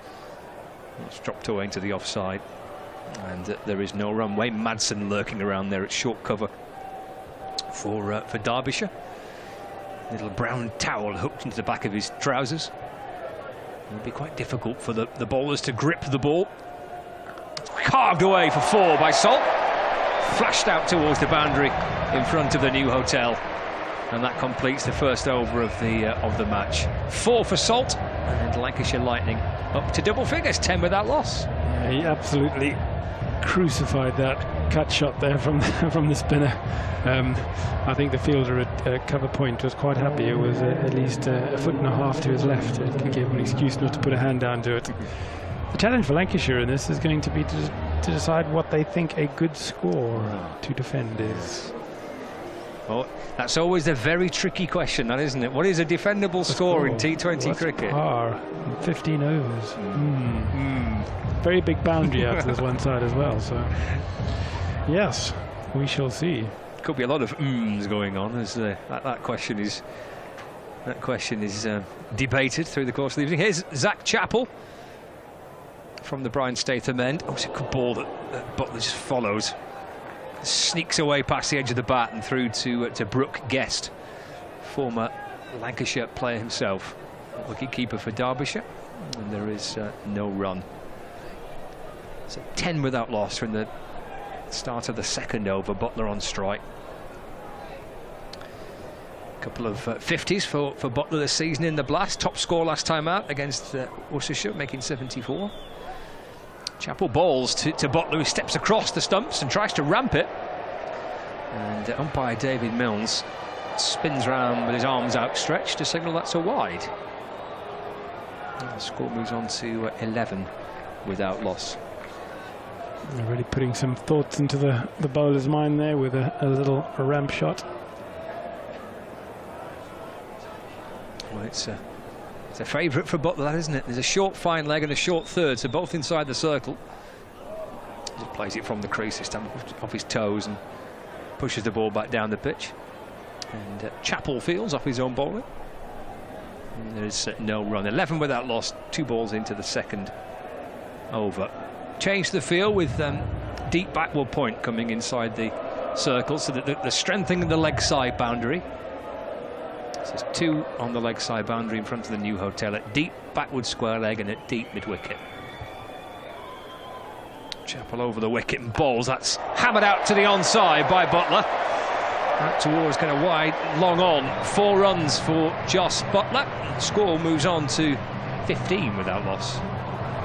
Yeah, he used the full length of his crease there. Big step back and across.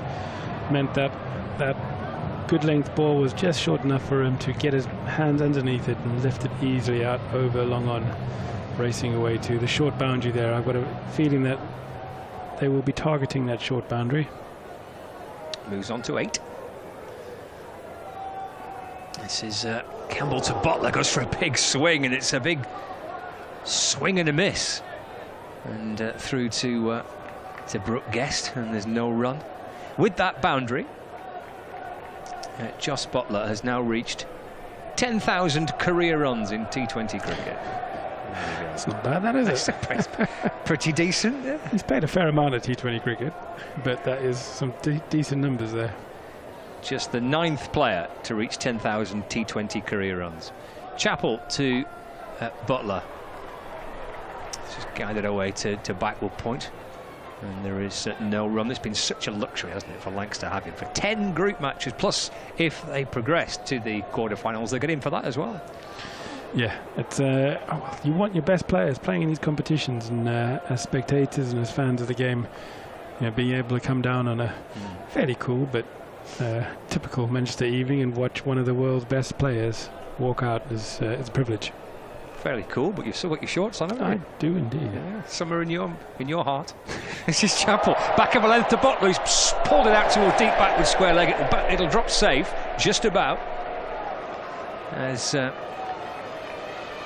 deep backward square leg comes up, bounces rather awkwardly just in front of the fielder there, and get through for a single, and Butler keeps the strike. So 16 without loss after 2. Yeah, he's a brave man. I think that was more out of desperation than actually reality to get to that. But you have to be brave to dive forwards and have a ball bounce just in front of you like that. So a good effort to try and get the wicket. I'm sure everybody in Derbyshire would have been hoping that he could get that and get Jos Buttler back in the hut. But thankfully for Lancashire fans, he's still out there. Is it one of those where you have to commit to it, and you see the ball bounce to your left, to your right, and it goes forward? You stop the ball or try and take the catch? It seems a bit of an awkward one that time. It can be, yeah. Scrimshaw to Butler, and across the stumps he goes and tries to ramp it again through to the keeper. No run. Yeah, didn't quite come off the wicket fast enough for the ram shot there. I think Jos is just having a little bit of a look at the wicket. A couple of zipped through, a couple of not quite carried. Not quite sure whether that's the pitch or some bowling changes up, but at the moment missed a couple of those ram shots, which he's normally very good at. He's now 10,000th T20 career run as he waits for Scrimshaw, who bowls. That's drilled up to mid-on, not picked up cleanly by Haider Ali, but no additional damage done, just a single for Butler, who's on to 10. So he's played 372 T20 matches in his career and has now pushed beyond the 10,000 run barrier with a strike rate of 144, 71 50s and 6 centuries, and a top score of 124 in T20 cricket for Jos Buttler. Not too shabby. Scrimshaw to Salt. That's muscled out towards the leg side. It will bounce just to the right of mid-wicket. Salt comes back for 2. And the score moves on to 19 without loss. We're halfway through the 3rd over. Just a bit rushed on that pull shot, so the batsman's still just trying to get to grips with the pace of this wicket, it looks like. Scrimshaw from the Anderson end bowls again. It's looped away towards the leg side. Brooke Guest comes up, almost runs into Zaman Khan in a bid to try and get to the ball. Eager work from the keeper and the fielder. Salt gets a single, moves on to 8, 20 without loss. It smiles all round. Yeah, no harm, no foul, no collisions there, but it was looking a bit dicey at one stage. And once again, Salt just rushed there, trying to play the pull shot, but it got big on him quickly. And all he could do was just glove it, almost getting caught behind the wicket. 20 on the ball for Lancashire Lightning. Scrimshaw to Butler. Ooh, he just drops his hands and the ball goes through towards Brooke Guest. We've had 2.5 overs. What do we think about the pitch so far? Well, that was a bit spicy. That's definitely shaken Joss Butler up a bit there. That looked like it just went through the top, to be honest. He looked like he was shaping up for something that was around about hip high, and it's almost gone through grill high, but not zipped through. So, yeah, Joss has looked at the wicket, had a bit of a chat with Phil Salt, but that definitely went through the top of the wicket a bit. So they'll be reassessing what they think are good options, I would have thought. 1 ball left of the 3rd. I'm going to get you to explain exactly what that means. A very cricketing phrase as Scrimshaw's into Butler. He goes high towards the leg side, up and over mid-on, down towards the boundary. 1 bounce. It's a soft outfield. It just plugs, and actually almost Hyder Ali there tumbling over and losing his balance. The ball went a mile in the air, hit the grass and didn't move. In the end, came back past him, I think. He did. Backspinner 9-9 into the green. They ran 23 without loss after 13. So just describe what you mean for those kind of cricketing supporters that might not know the lingo. Through the top. Yeah. So sometimes on a used wicket, the top, when they roll it, goes quite hard.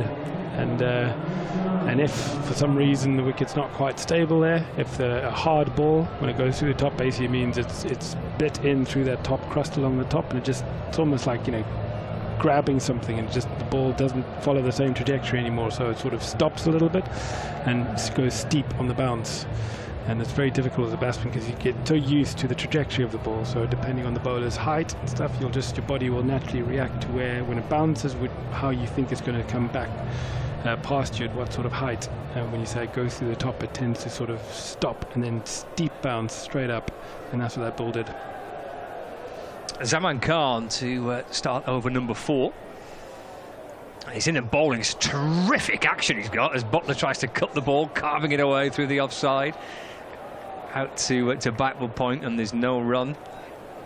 It's like Slinger Malinga, isn't it? That I remember, facing Malinga for the first time, and one of the hardest things was most bowlers, it comes out of the side screen, but when a bowler like Khan and Malinga, it comes out of either the umpire's chest or the umpire's face, and you're not used to that.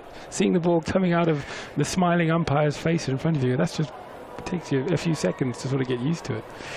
If you're watching here on Lancs TV, have a look at this action from Zaman Khan. In and bowls, just drops short, and Butler gets a little bottom edge on that on the pull, and it's down towards the boundary for 4 runs. And the score moves on to 27 without loss. Yeah, good quick hand from Butler there. Not easy. Once again, that ball actually just stuck in the wicket a little bit. Once again, looked like it went to the top, but he's got such fast hands that he was able just to roll his wrists on it and just help it on his way down the leg side. But yeah, not quite sure whether this slingy action is going to be beneficial or not for him. Here he comes in from the Statham end, balls again, fires one in full, but onto the pads of Butler, deflects down towards fine leg, clips it off his pads down to the boundary. It's in towards the inflatable sofas on the sports terrace. It's 4 runs, 31 without loss. Yeah, once again, lovely fast hand from Butler, and question marks. I think the captain will be having a chat here, because if the wicket is just a bit sticky, having a low slingy bowler actually helps Butler. So I'm sure Butler will be looking at this, and so will Salt, and say, you know, you could actually target Khan if you're just sliding onto the bat a bit better than maybe some of the taller, bouncier bowlers. He's gone for 8 so far in his first 3 deliveries, 2 boundaries. Balls again to Butler. Oh, it's banged in, and Butler's off the ground, both feet off the ground there. He drops his hands at the last minute. Bounce into the gloves of Brooke Guest. It's a spicy start from Zaman Khan. That zipped through, so I might take my words back. I think you prefer it to stick in the wicket a little bit rather than zip through. That is, both feet off the ground. 31 without loss. Balls again, carved away for 4 by Butler. Through point, down towards the boundary. 3rd boundary of the over, pushes the score on to 35 without loss. Yeah, wonderful shot there. Just too much width, not a huge amount, but against a batsman like Butler, all you need is a fraction of an inch, and he'll just open up his hands and slice you through. So yeah, he's definitely looking at this as an opportunity to target and use that power play, those 4.3 overs, to good effect. Make sure you use all 4.3 of them. 35 without loss. Yes, a 4.3 over power play. It's very exciting. Zaman Khan balls low full toss to Butler. And Butler takes his bottom hand off that and deflects it away towards the offside. It's the end of the over. And Joss Butler looking around and a bit of a grimace and says to Phil Salt, well, that was quite interesting. 35 without loss after 4. Yeah, he does. He did look a little bit nonplussed there, Butler, didn't he, as he walked up to his batting partner, Phil Salt. But they're looking all right. You know, no wickets down, 35 off the first 4 overs. Another 0.3 to go in the power play. Yes, another 0.3. Yes. Don't be making sure you lose the chance to make most of the 0.3. Will we have win predictor again, where we get the percentage point? Oh, Did you remember this from when you it was a 0.5. Yeah, were they at 0.5? Yeah, it was something like you get these mathematicians. There it is. Right? Is it? Wait, unfortunately, there's no percentage point. Just as I give it the big build-up, 71% already. Lancashire Lightning to win the game, and 29% for the Derbyshire Falcons. Where's your money? It gets very intriguing when it becomes point something. Yeah. Right, 3 balls left of the power play, and we're seeing some more spin. Matty McKiernan from the Anderson end, balls to Salt. Does he clear mid-off? He does. Off the back foot, deep in the crease, up and over mid-off for 4. Yeah, it's a lovely sweet strike there, just hitting with the spin. It's what these guys who play in these 2020 competitions around the world do so well now, the power from the crease. Not a bad first ball, but treated with absolute disdain by Salt. 39 without loss. Who would be a leg spinner? Well, exactly. Yeah.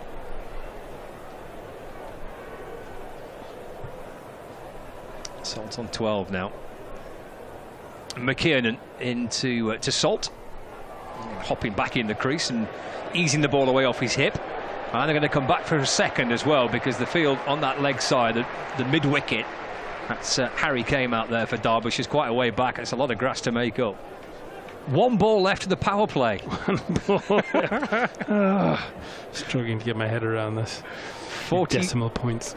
41 without loss. We're halfway. We're almost halfway through the 5th over. So this is the final ball of the power play. McKiernan in to Salt, and that's punched away into the offside. But there's a ring of fielders inside the circle, and that completes the over. And there's all sorts going on now, because the power play's finished. Halfway into an over, and everyone's disappearing to all parts of the ground. It's a long off and a long on. There's a deep mid-wicket and a deep backward square leg and a deep extra cover. This is where you see the fields are so far out there. This is where Lancashire really make it up on the opposition. Yeah, they'll pick up those 2s, push the fielders. McKiernan to Salt. It's nicely played off the back foot. Punch through the covers for a couple. Lewis Rees comes from Deep point to extra cover to field. Salt moves on to 16. Score ticks along to 43 without loss. McKiernan with 2 balls left of his first over. Comes twirling his way back in again and balls to Salt. He goes back and cuts. It's a good catch at backward point. Zach Chappell. Salt's gone for 16. Slicing the ball away to Chappell at backward point. He's a tall man and takes a good catch, and Lancashire lose their first wicket. 43 for 1. Yeah, good catch there, moving to his left. Salt will be disappointed he didn't get a better connection on that. He's so strong through the offside there. Just looked like he sliced it off the face, didn't get a nice, good, clean strike, and therefore just chipped fairly tamely, but to the left of Zach Chappell. But it brings in another one of Lancashire's international stars. He batted at 8 on Tuesday, Liam Livingston. Did he bat at 8? He batted at 8, yeah. Gosh, what was he being fined for? Well, they were in a bit of a mess on Tuesday at New Road. They'd lost 4 wickets in the power play, and they had to try and rebuild a bit. Rob Jones and Joss Butler put on 98 together. Okay. And then Livingston came out a little bit later on in the innings. 43 for 1. Rebuild in 2020. That's so 2015. That's so your era, that, isn't it? 1 ball after the 5th. Here comes McKiernan to Livingston. And with plenty of bottom hand off the back foot, it's pushed up to mid-on for a single. And then he came out to bat. It's the end of the over as well, 44 for 1. He came out to bat, and his first delivery, or maybe his second delivery, he hit a 6 over the Graham Hick Pavilion. It went an absolute mile. That always used to be the challenge, and was trying to get it onto New Road over the pavilion there, the old pavilion at Worcester. And yeah, I think only a handful of players did. I think Hick did, and I think I saw Vikram Solanki do it once in my time. But yeah, over the pavilion. Yeah, that's another extra story on top of what the olden days used to be. It's a big hit, isn't it? It is, yeah. 40. It depends how close you were to it, though, I suppose. Were they playing in the middle? Yeah, they're playing in the middle, yeah. That's a big hit. Well, the guys at Worcester were saying that's the biggest hit they've ever seen. And they've been watching cricket there for 40 years or more. Here's Chappell in and balls to Livingston. That's looped out into the onside. Bouncing out towards square leg. And Livingston jogs through for 1. He moves on to 2, so 45 for 1. As we start the 6th over with BBC Radio Lancashire and Lancs TV live from Emirates Old Trafford for the T20 Blast fixture between Lancashire Lightning and the Derbyshire Falcons. We've got Zach Chappell, tall fast bowler who's striding in from the Brian Statham end. Bowls a full ball, an off stump, which Butler drives to mid off, where Deploy stops it, but just kind of pushes the ball away to his right and has to jump up and complete the fielding. Butler gets a single. He moves on to 26. Score moves on to 46 for 1. And gets Liam Livingston back on strike. Chappell's got a fine leg, deep backward square leg, deep mid wicket, long on, and deep point. There's Chappell to Livingston. That's clipped away to deep backward square leg. There's 2 chasing after it. Oh! Well, the pair kind of almost jumped into each other there. It's gone for 4 for Livingston. It brings up the 50. But there was almost a collision on the boundary rope between 2 Derbyshire fielders here. That's a red card, referee there. That was a 2-footed lunge, spikes out there, wasn't it? He did well not to get injured there.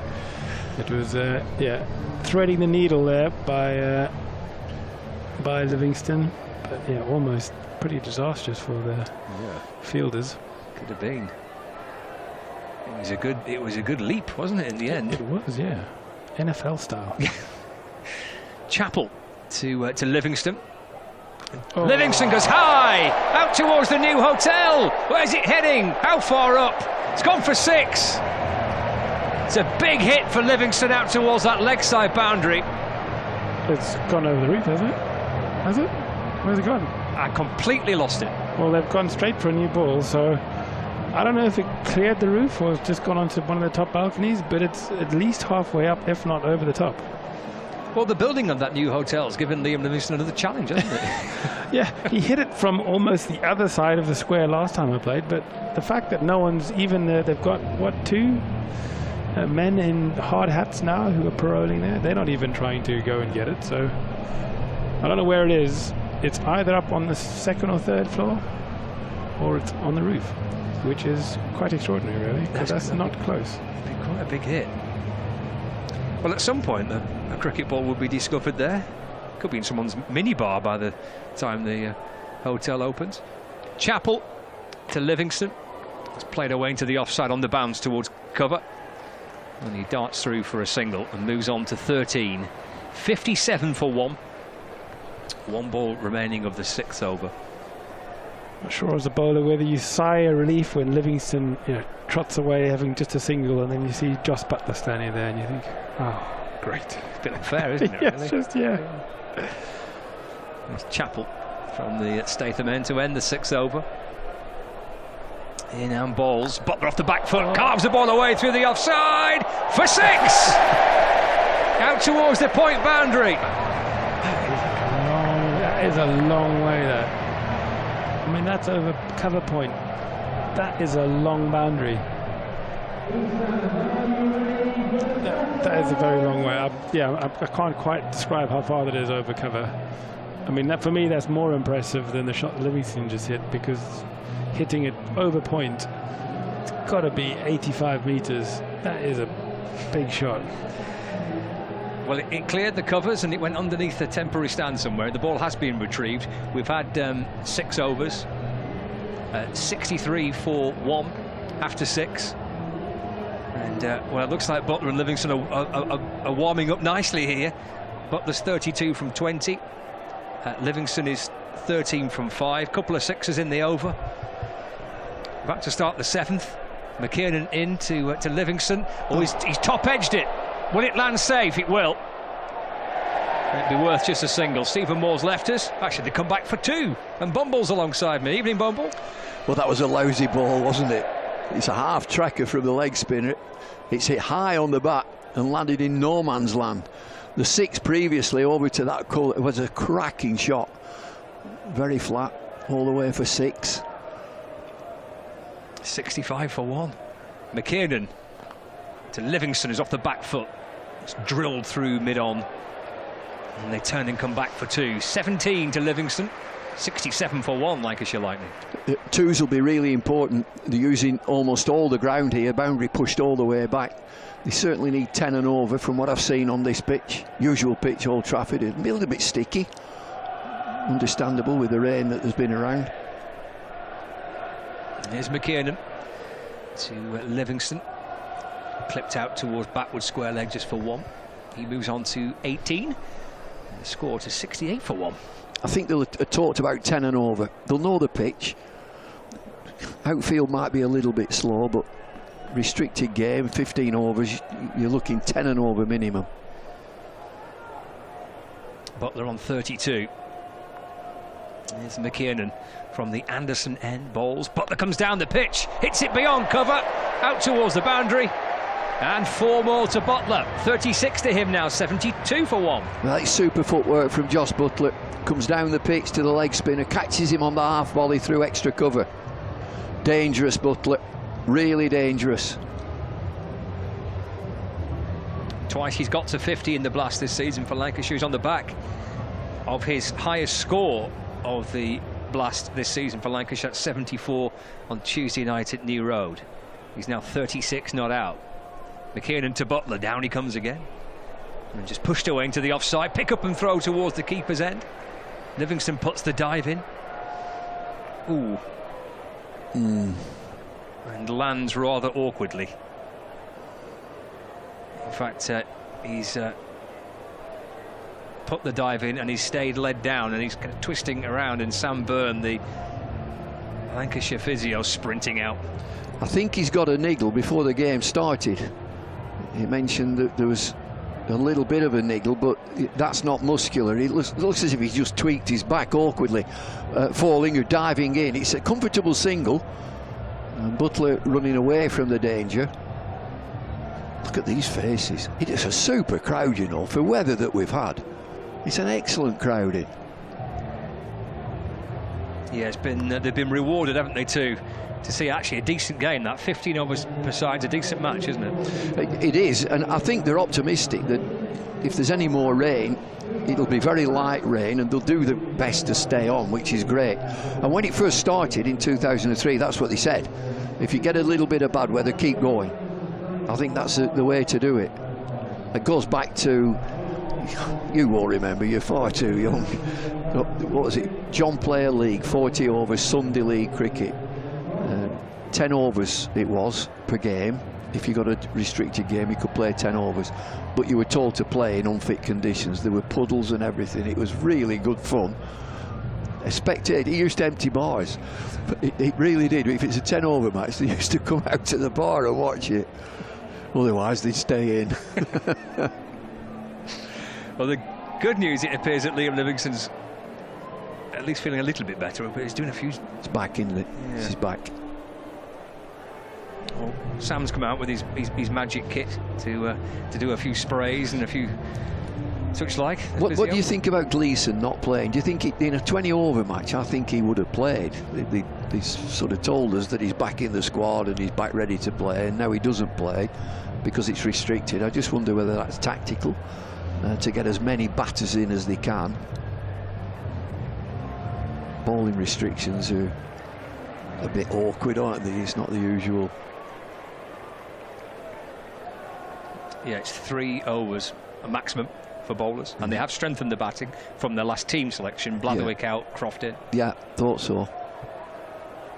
Okay, Livingston's all right, which is great. He's unbeaten on 20. And here comes McKeon and in and balls. And he's adding to that now. He's up off his back foot and working the ball away to mid-wicket for a single. Actually, 19 Livingston. At the end of that 7th over. 74 for 1. Livingston 19. Butler on 27. Live from Emirates Old Trafford on Lancs TV and BBC Radio Lancashire and the BBC Sport website and app for this Friday night under the lights at Emirates Old Trafford. Well, it's a place to be on a Friday night. It's just so sad that the weather is like it is. I think it's a super venue. You get a terrific crowd in. That was a leisurely single for Livingston there. We've seen him have a little bit of treatment, and he just trotted down to the other end and flexed his back.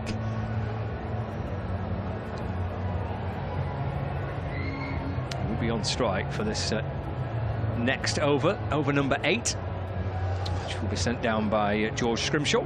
He looks like Lloyd Lucan. Got a wonderful dash. Beauty, isn't it? What a cracker. One of the Aussie guys had it, Travis Head, I think it was. Yeah, that was a good one, wasn't it? Oh, yeah. What a dash. He has a little comb for it. Like Poirot. 74 for 1. So here's Scrimshaw switching ends, bowling from the Statham end for the first time tonight. And he's over the wicket, bowling to Liam Livingston, who's gone big again. And oh, that's bounced onto the roof of the hotel. The first hotel. It's actually on the roof of the metal staircase to the right of the hotel. It's a big hit, Bumble for 6.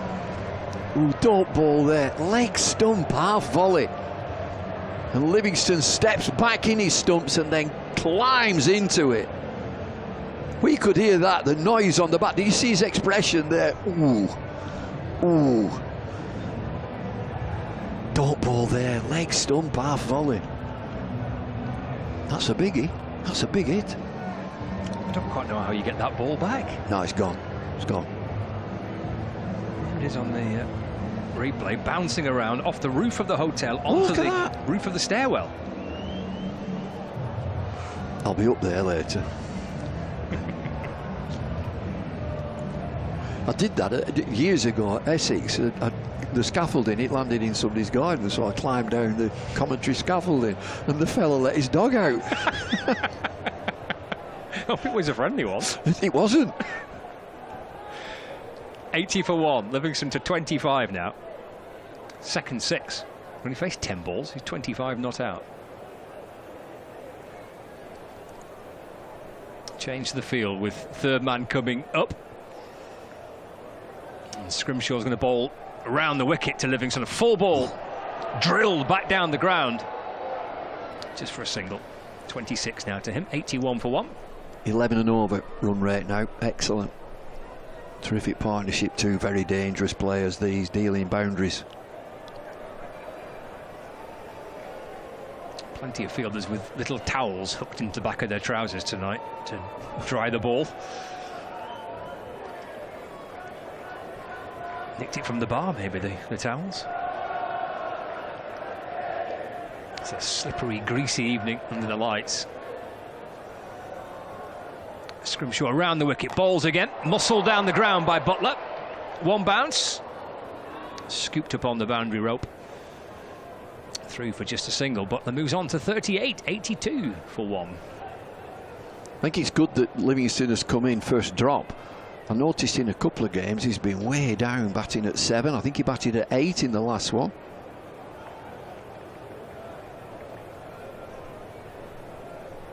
Well, he's got a chance to face quite a few balls tonight. Coming in at number 3. He's faced 11 so far for his 26. He's back on strike. Scrimshaw to wide. Livingston, but down the leg side. You know, I'm just looking at Scrimshaw. He's gone around the wicket, and he's no. I can't see why is he going around the wicket? And he's round the wicket. His fine leg's inside the circle. Square leg is inside the circle. He's round the wicket, and he's just slipped one down the leg side there. Livingston just pulls away, a little bit of something moving behind the bowler.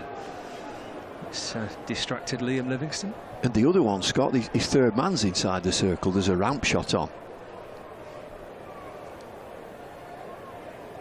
Sim Butler's tried that a couple of times already tonight. The ramp shot to fine leg is quite a short boundary, isn't it? We're playing to the right of the square, not quite in the middle pitches. It's cut away through the offside by Liam Livingston. And he moves on to 27, 84 for 1 now. 2 balls left of the 8th over. Let's see if he goes around the wicket to Butler. It looks as if he is. I think that's dangerous. Fine leg inside the circle, square leg inside the circle, third man inside the circle, round the wicket. Here he comes, number 9 on his back, squad number for Derbyshire. Bowls, Wide. speared down the leg side. A wide signal by the umpire, score moves on to 85 for 1. You're no margin of error there. He's going to wide him every time. They're consistent. Umpires, if it slips down the leg side. But if he gets a nudge on that, it just race away for 4. Starts again to Scrimshaw. So 2 wides in the over. 2 more deliveries he has to send down. Butler goes back over his head. Over long on. Into the upper tier. No, into the lower tier. And spilt in the crowd, I think. It's gone for 6 for Butler, 91 for 1. What about the airtime here? Again, it steps back into his stumps. First movement, back into his stumps, and then climbs into it forward. It's a half volley that he's made into a half volley. Don't bowl length. Mix your pace up. Have we found it yet?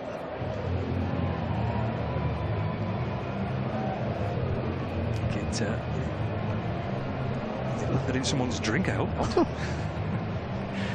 You've got to be watching if you're in the crowd. The ball could be hurtling in your direction anytime soon. Final ball of the 8th.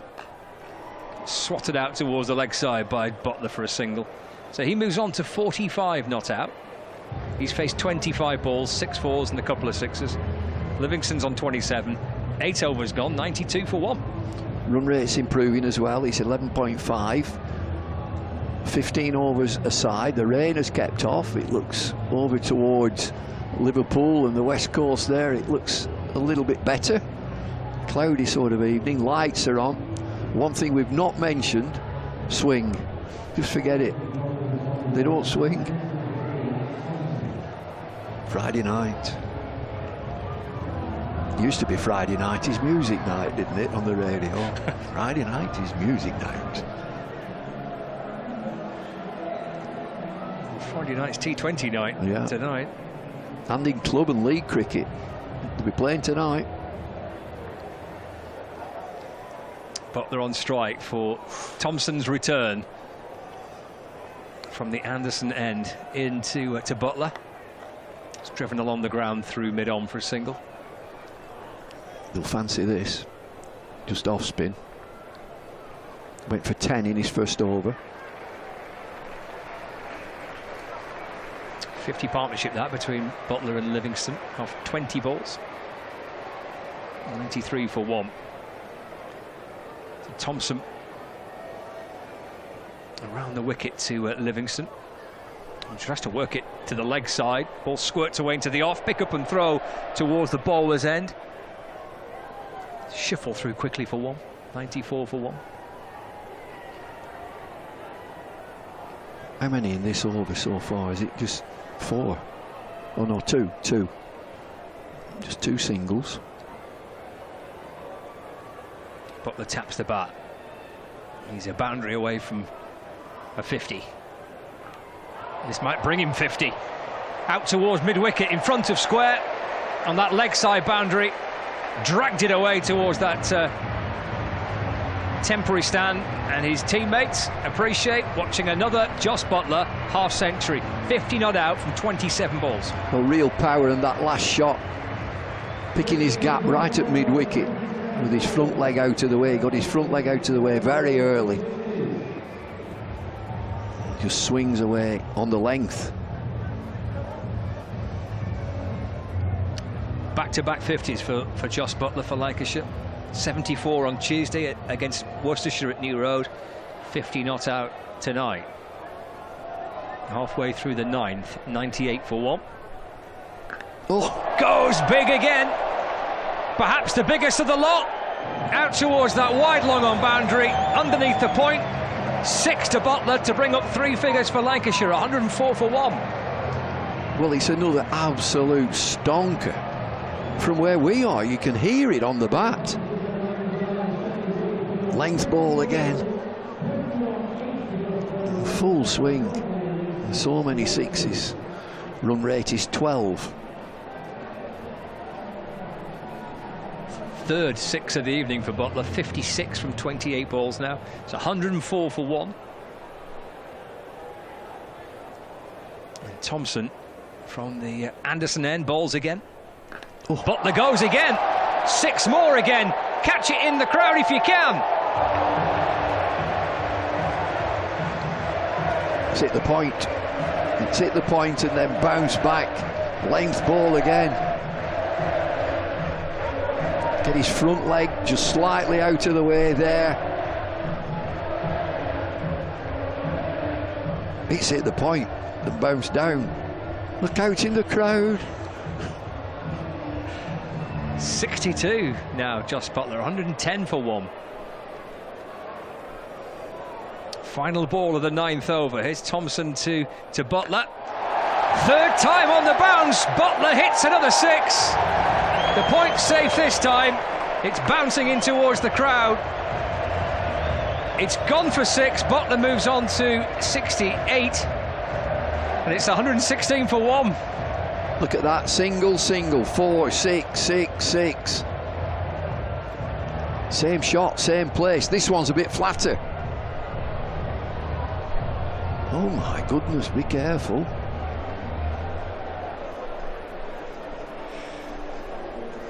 Yeah, be careful in the crowd tonight. You've got to keep watching. He's nearly 13 and over now. Well, Bumble, you mentioned at the start of the over that these two might fancy the loft spinner. Oh yeah. Just took 1 off the first 2, well, 2 off the first 2 balls. Yeah. Just a single and a single, and then bang into it. Yeah, 18, 22 off the last 4. Who's on now? Matty McKiernan. He's bowled 2 overs, 1 for 20. And comes back in from the Brian Statham end.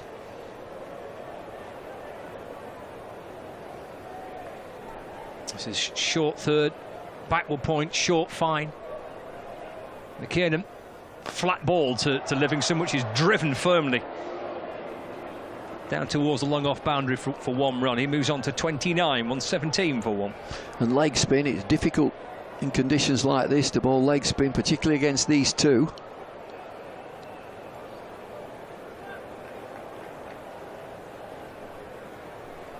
Here he comes, McKiernan. Over the wicket, again a flat ball. Butler underneath it.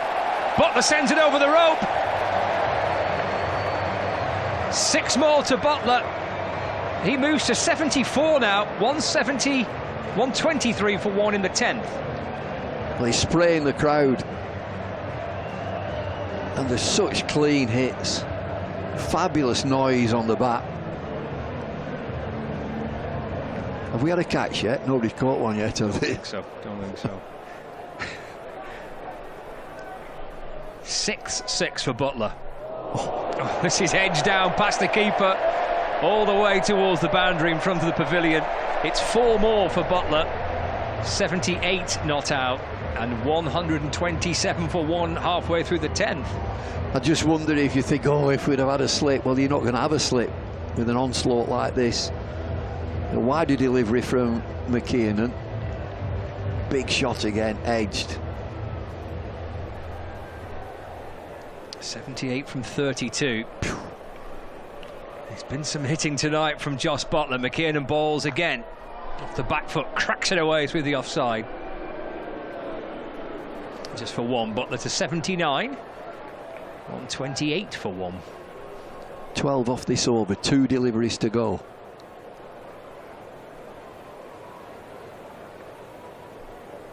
Livingston back on strike, peering over his left shoulder, looking out towards the leg side boundary for a moment. 3 inside the ring on the offside, 2 behind square and 1 at cover. He's moving the field. I put one in that hotel. 29 to Liam Livingston. So 1, 6, 4 and 1 so far from the over. Reaches for it, just chops the ball down towards Chappell at short third. Through he goes for 1. Moves to 30, 129 for 1. And that would have been a wide if he'd have left that. It was outside that return line.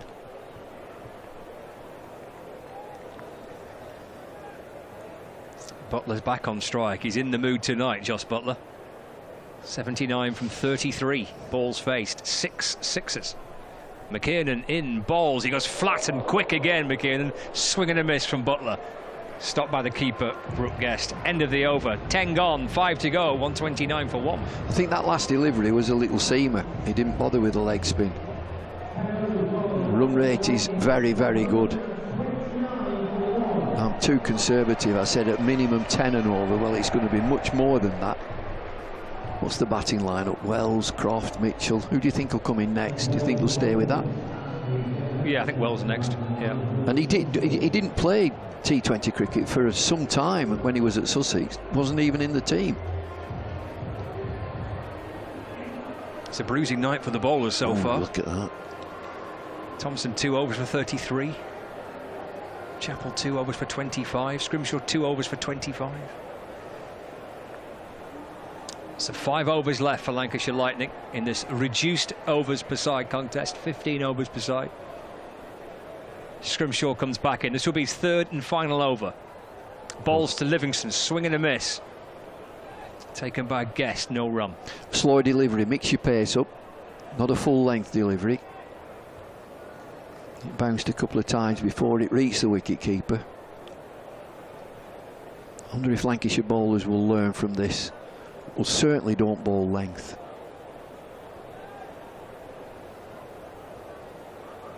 Tap of the bat from Liam Livingston.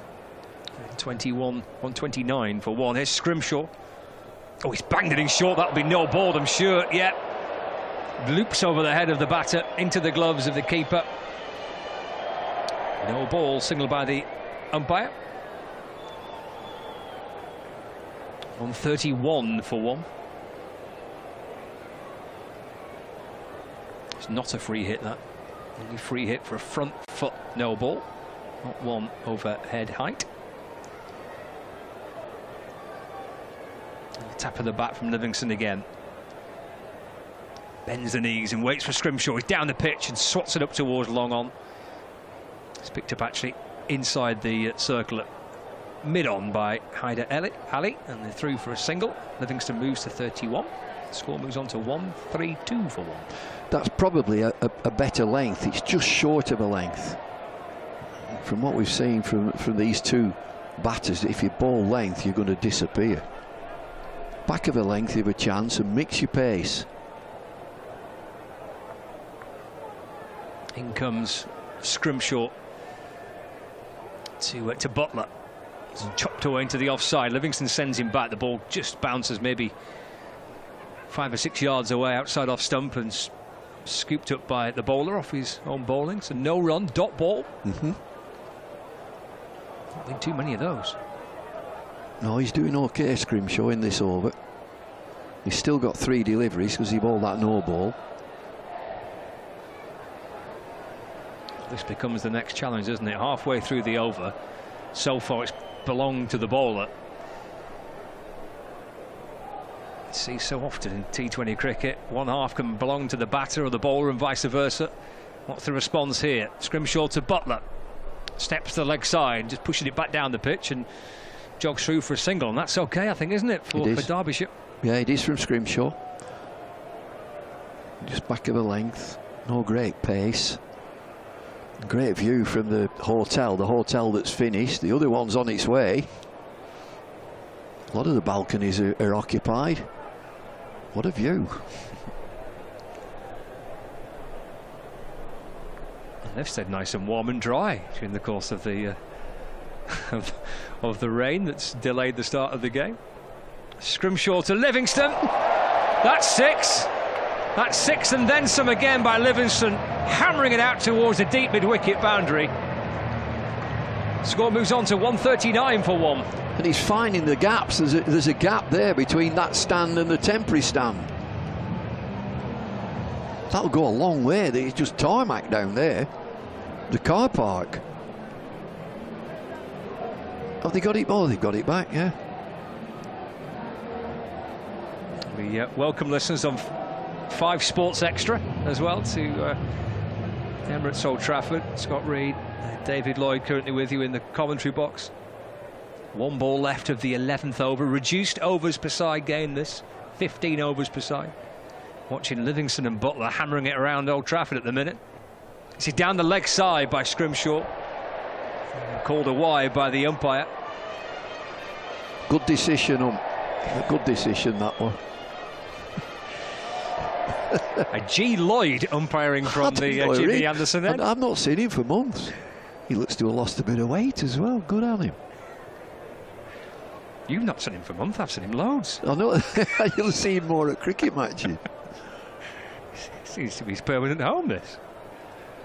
Scrimshaw to Livingston again down the leg side, but maybe just brushed off the little bit of the thigh pad, the hip of Liam Livingston. It's not been signalled as a wide, and it's the end of the over. Well, that big monster hit for 6, but either side of that, Bumble, actually wasn't a bad over from Scrimshaw. No, you're looking to get out of the over when you start so well. He's had a couple of no balls in there, but the 6 causes some damage. The run rate, let me look at that run rate, 12.73. Bumble's leaving us, and Stephen Moore, former Lancashire and Derbyshire batter, settles into the commentary position alongside us.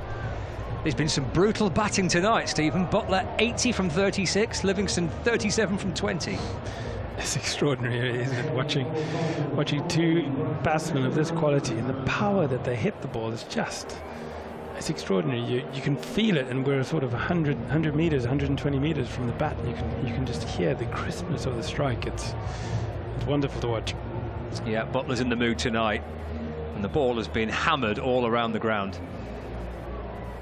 15 overs per side this game has been reduced to because of rain earlier on tonight. Here's Zaman Khan, and there's Butler. That's slid the way through the offside. He'll come back for 2. There is a man, Harry Kame, on that cover boundary. He's done really well. Must have gone 30 yards to his right from deep point to deep extra cover. Butler sliced it through the offside for a couple. 82 now to Butler, 142 for 1. And the crowd are all riled up. Butler's got them going. If it's not 4 or 6, there's disappointment. It's just extraordinary. Well, Liam Livingston's hit it somewhere into the, well, even potentially over the roof of the new hotel. He's hit one onto the roof of the old hotel. Low full toss, which Butler punches down the ground. Just for a single. And we're watching Zaman Khan for Derbyshire with this magnificent slingy action that he's got. There's a century partnerships brought up. 100 off 40 balls between Livingston and Butler. Ouch. So much about worrying about what a good score is. I think just get on with it, boys. 1-4-3 for 1. Zaman from the Statham end, short to Livingston's up off his toes and chops the ball away into the offside. Through he goes for a single. 38 to Liam Livingston brings Josh Butler back on strike. Halfway through the 12th over. It got underway at 10-8 tonight. The game was scheduled to start at 6:30, but rain around Manchester and the start time pushed back to 7:50, and it's 15 overs per side. Zaman to Butler. Butler goes high. Now then, mid-off's in the game here. Running backwards, Deploy takes a very, very good catch. Butler's gone for a brilliant 83. And Leas Deploy does take a wonderful diving catch, falling backwards, hands in the air. It went a mile up in the sky by Butler. And Deploy clutches on to a really important catch for Derbyshire. Yeah, that's a fantastic catch. That is really not easy. He's having to run back away from him, try and keep his eye on the ball. It went really high. And he managed to turn himself around and get his hands, fingers pointing toward the sky to take that falling backwards, tumbling, and trying not to get himself concussed in the process. But yeah, Derbyshire will be breathing a sigh of relief there. If Butler carried on in the mood that he was in, then gosh, who knows what score they could have got to in the next 3 overs. Well, it was a century partnership and then out. 101 exactly that those two had of Butler and Livingston. It was some brutal batting, both coming to the party tonight. Butler in particular, on the back of a 74 for Lancashire Lightning against Worcestershire on Tuesday night.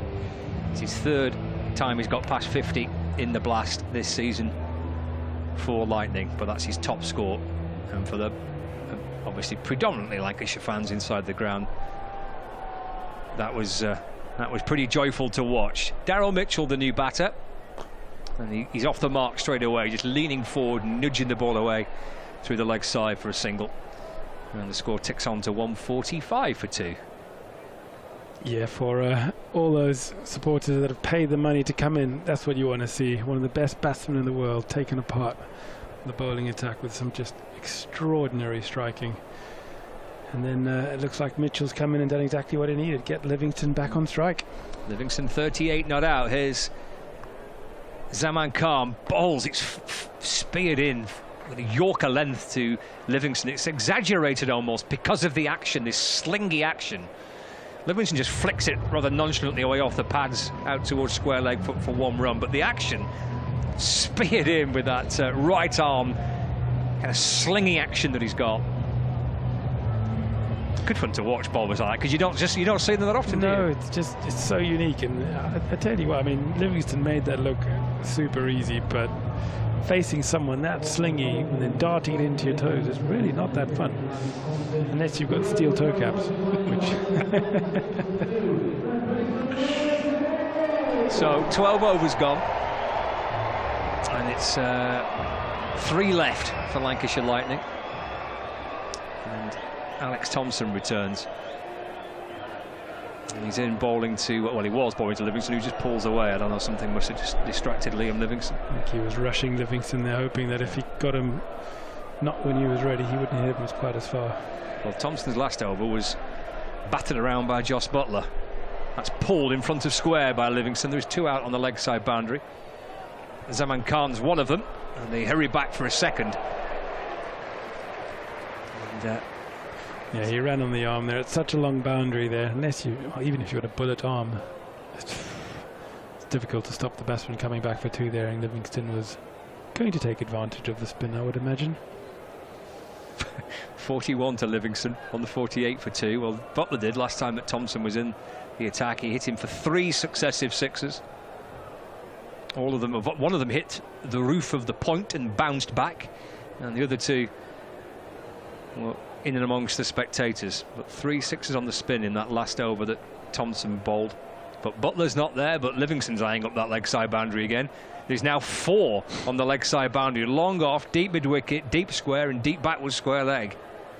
Goes on the reverse, or at least attempts it, Liam Livingston. Doesn't get it right. Makes no contact. Through to Brooke Guest, the keeper, and there's no run. Yeah, I think Livingston's almost viewing like it's a free hit now, because they've moved every player pretty much out into that long on boundary. Thompson clutching the ball towards his chest, around the wicket. Livingston does heave it away to the leg side, but along the ground through mid-wicket, and just very gently jogs through for 1. In fact, he's just got himself through for that single now. Very nonchalant jog that, wasn't it? He definitely wasn't stressing himself out with his back being a little bit stiff. Mitchell went through the first. He turned and came back for a second and realised that Livingston was barely through the first. It's like, all right, just the 1 run then. 149 for 2. Definitely not sticking to the run hard mantra. No, just stand and whack it mantra, isn't it, really? Yeah, absolutely. That's the point in running. 3 balls left in the 13th over. Thompson for Derbyshire from around the wicket to Daryl Mitchell. Well, he's aiming to mid-wicket, squirts off the inner half of the bat and deflects down towards Scrimshaw's short fine leg, and that brings up the 150 for Lancashire Lightning. Mitchell moves on to 2. It's 150 for 2 with 2 balls left of the 13th over. Lancashire's mascot is slowly, carefully edging his way around the boundary. As Livingston's on 1 knee, goes high towards the leg side, behind square, put down. Scrimshaw underneath it. Livingston down on 1 knee. Just slog sweeping the ball towards that square leg boundary. Spilt by Scrimshaw. From the moment that went up and started redirecting air traffic control, I don't think Scrimshaw really looked like he really wanted that, did he? He was not looking the most confident underneath that as it came down with icicles on it. And now he's been swapped, he's been pulled out of that position, replaced by Chappell. As this is nudged away through mid-wicket for a single. They ran 2 with that drop chance. That's the end of the 13th over. Lanky's up to no good in front of the point, doing his rounds around the edge of the boundary rope. 153 for 2. So there's 2 overs remaining. There's a good crowd inside Old Trafford tonight. They've waited a couple of hours to see some cricket. But there's other things they can do to keep entertained, including a bouncy castle. And, we can see that on the far side of the ground. And there's a kebab stand as well. That was quite popular at one point. The queues for the kebab stand. 2 overs left. There's Zaman in and bowls. Oh, that's a low full toss. That's, well, it struck Livingston somewhere on the kind of thigh. Had him bent over double for a minute. Leg by signalled one of them. 154 for 2. Yeah, it's just got him on just above the knee roll, but thankfully was going down the leg side there. Looked a bit uncomfortable from up here for a while, but he looks to be fine with. 154 for 2. Brings Mitchell back on strike. Batting somewhere out of his crease, Daryl Mitchell. Zaman bowls. Hammered down the ground. Nice footwork by David Milnes. Could be on Strictly with that move. Silky hips from the umpire there to get out of the way of that one. That straight drive by Mitchell down the ground just for 1. But the best part of that was the movement of the umpire. Whoa, there we go. Wasn't it? Yeah. Lovely. 7 for that, I reckon. 155 for 2. That's lovely footwork, that. Yeah, Bruno would have been. Wouldn't he? Be happy with that, wouldn't he? Zaman bowls. Clobbered down through mid-off by Livingston. Full ball on off stump. Swings through it. Down towards Deploy, who took a brilliant catch earlier on tonight to dismiss Jos Buttler. Livingston moves on to 46. 1-5-6 for 2. In the mood Butler was in, that could have saved him another 20 runs, that. Yeah. He looked in the mood tonight, didn't he? Well, he was in the mood tonight, Butler. Mitchell out towards the leg side. Enough to clear the boundary. Yes, it's gone for 6. Lewis Rees right on that boundary at deep mid-wicket. Heels almost touching the rope. Looked like the ball burst through his fingers. It's gone for 6. 1-6-2 for 2. Yeah, I mean, it would have been a really tough catch, but the guys practice this now when they're right up against the boundary. I think he'd be a bit disappointed he didn't make a better effort of that. It would have been an amazing catch if he did. But once again, how the game changes. The guys practice that now, you know, on the boundary, these crazy catches. Seen quite a few in the blast this week already. Zaman bowls wide above stump. That's a really, really good ball. Wide Yorker by Zaman. Just got the judgment spot on according to the umpire. To the disappointment of Mitchell, he was convinced it was the other side of the blue line, but it looked tight. It looked like it was right in there. Very difficult ball to hit. 162 for 2. Final ball of the 14th over. Bowls short and wide, and Mitchell's in a very unusual position trying to ramp the shot.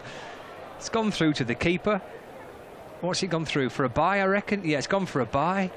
I mean, it wasn't glamorous cricket, that was it, really? End of the 14th over, 163 for 2. And you see Mitchell's a bit cross because, I mean, conventionally that is as a wide. It was outside the wide line, but Mitchell had stood outside off stump and then it moved even further to the wide line and then sort of tried to almost half ramp, half flick it back over the keeper's head.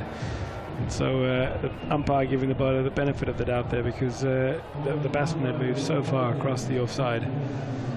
He wasn't going to call that a wide anymore. So 1 over left for Lancashire Lightning. Daryl Mitchell's on strike. He's going to bowl it. Zach Chappell for Derbyshire. Comes running in towards us. Bowls to Mitchell. And he's caught at backward point. Swinging through that, Mitchell. Straight into the hands of Lewis Rees, who takes the catch. And a wicket falls with the first ball of the 15th and final over. Yeah, nice little off-cutter there. And all Mitchell will do is just get a thick outside edge to a loopy catch to backward points. I think the damage is done, but it's nice for Derbyshire to get a couple of wickets and try and take some momentum into their innings. I mean, if Lancashire just keep crashing boundaries, yeah, it's very difficult to go in. But if you can just wrestle back, if they get 2 or 3 wickets in this over, don't go for any boundaries. You know, it does. Strangely, even though this is a huge score, it would just give Derbyshire and the batsmen just a little bit of a pep up, which is definitely what they need if they're going to chase this down. These two teams coming into this group fixture, both with ambitions of trying to finish in the top 4. Derbyshire Falcons are a point behind Lancashire Lightning. Wells, a new batter, hammers the ball high towards the leg side. Bounces in front of McKiernan coming in from the deep mid-wicket boundary. Wells gets a single. What are you chuckling at? 164 for 3. I was chuckling at the captain Livingston just putting a hand up there and just sending Wells back. It was a do not even think of coming back for 2. I have this covered. That could have jogged for 2 there. Livingston was having absolutely none of it. Wells almost ran 3 by the time he run there, got back to Livingston, got the glove in the face to go back to where he was coming from. Well, he's 4 away from a 50, and Liam Livingston, and he's well past his highest score this season in the blast. It's just a 34 to Livingston, but it's worked for him tonight. So 164 for 3. So the bowler in conversation with his captain. Livingston's on strike. They've got to set the perfect field for Liam Livingston here. There's some science going into this field, isn't it? Yeah. There's some analysis going into it. Yeah. Bumble said that they should put a fielder in the hotel. They'll be on level 3. There's an empty room there. They could just position someone there. Right, 4 balls left. Livingston waits for Chappell. It's a full ball on off stump, and Livingston just punches into the offside for a quick single. Well, I guess all the field positions you want. If you fire one in a Yorker and off stump, you ain't going to hit it for 6, are you? He could have had the field anywhere he wanted there. I mean, that was such a perfect Yorker that I think he was safe with any field he had there. Fantastic delivery there. You'd see Livingston a little bit frustrated that he didn't have more to work with. Wells is saying, now you just leave it to me, Captain.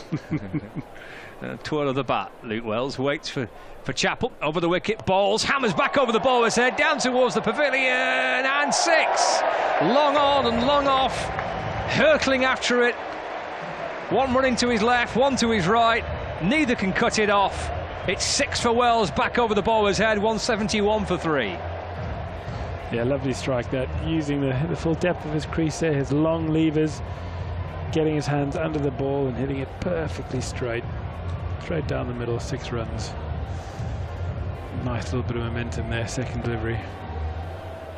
171 for 3 with 2 balls left. 2 effectively kind of free hits for Wells at the minute, who's on strike. Chappell into Wells, swings again, leg side, behind square, 6 more. 1 bounce and up towards the lower tier.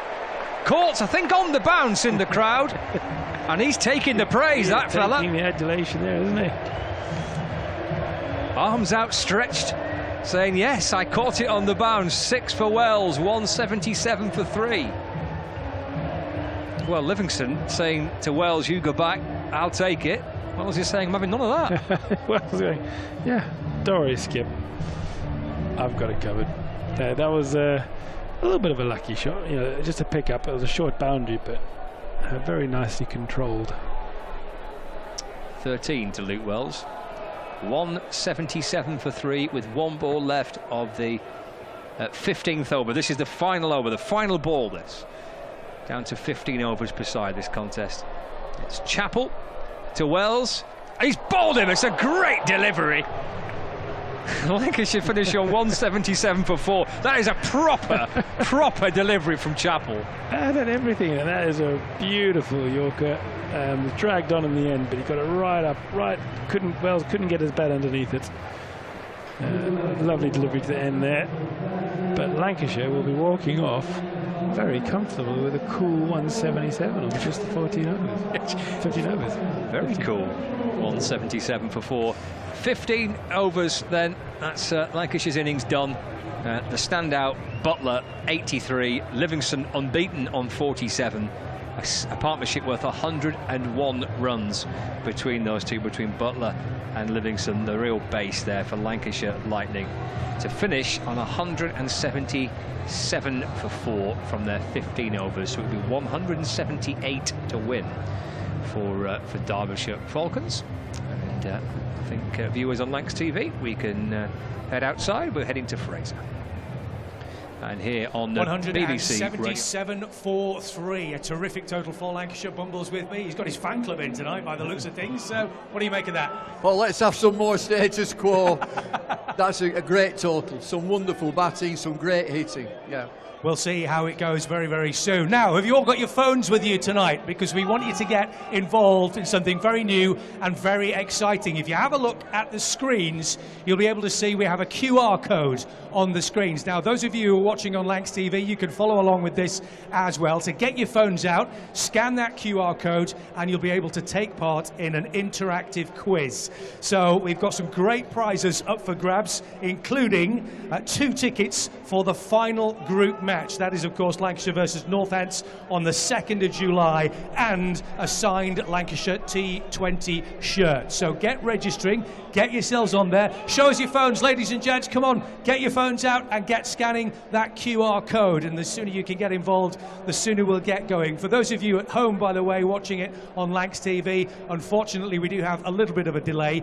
Bumble forgot to put 50p in the meter, and as a result, you might not have much time in order to be able to answer some of the questions. So It'll be very short for you at home, but for all of you here in the ball here at Emirates Old Trafford, we're about to get things off and underway. We've got over 150 people. It's coming up, zooming all the time. So get yourself on there, the QR code, get it scanned, and get ready, because we have some great prizes, as I say.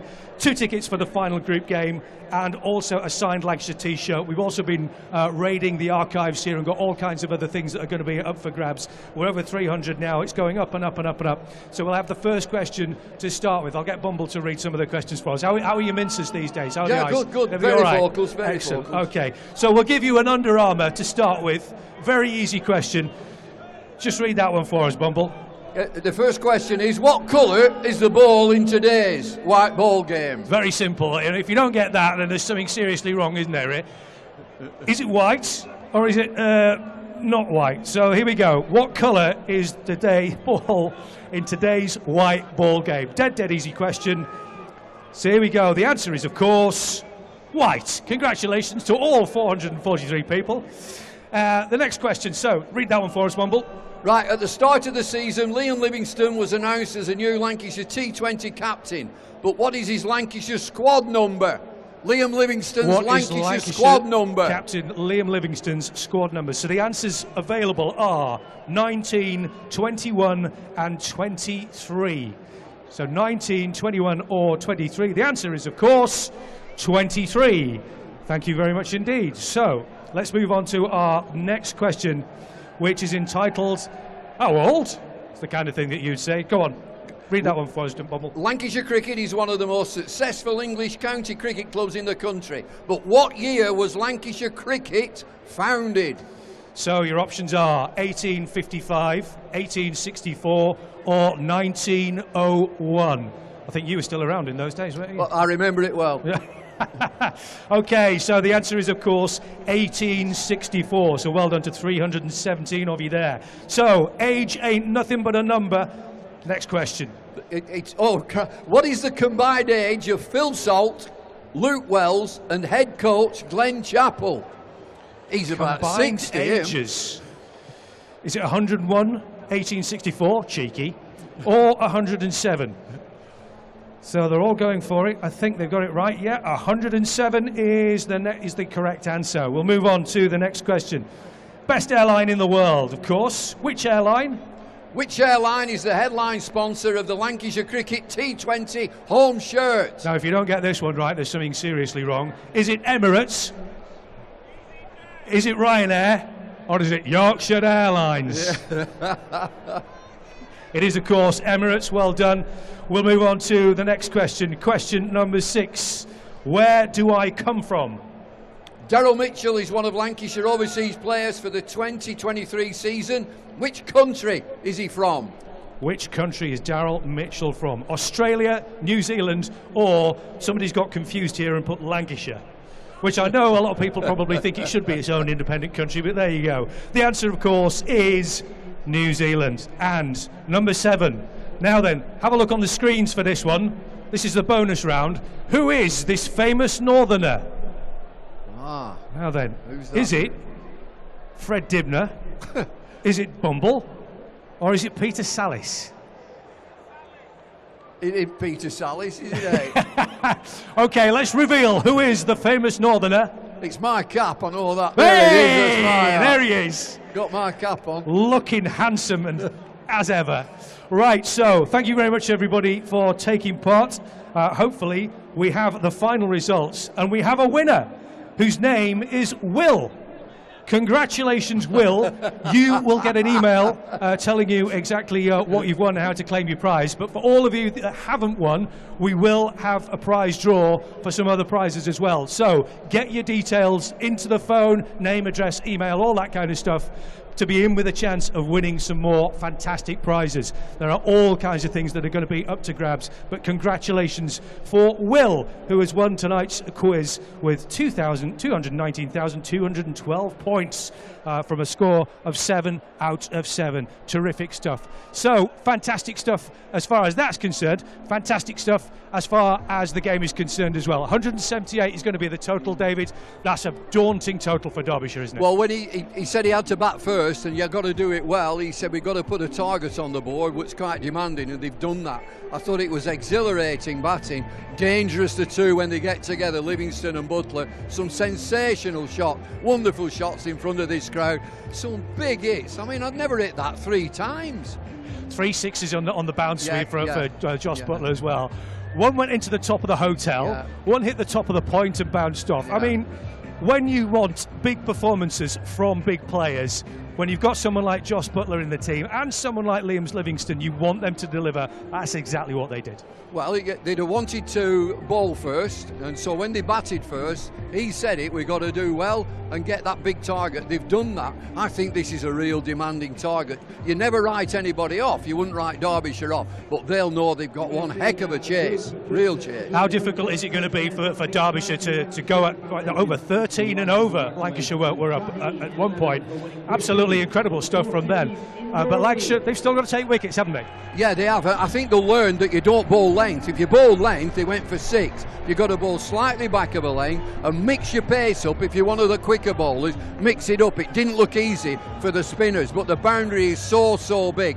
They should defend this. They should defend it. 178 is the total. Let's see how the run chase goes. Yeah, players are heading out, and 178 is the target then for Derbyshire. Stephen Moore's alongside me in the commentary box. It's a lot to get in 20 overs, Stephen, let alone 15. It is a daunting task, especially against this Lancashire side, to go and try and chase these runs down. But there's only one way for them now, and yeah, good luck to them. It's to give it plenty from the top.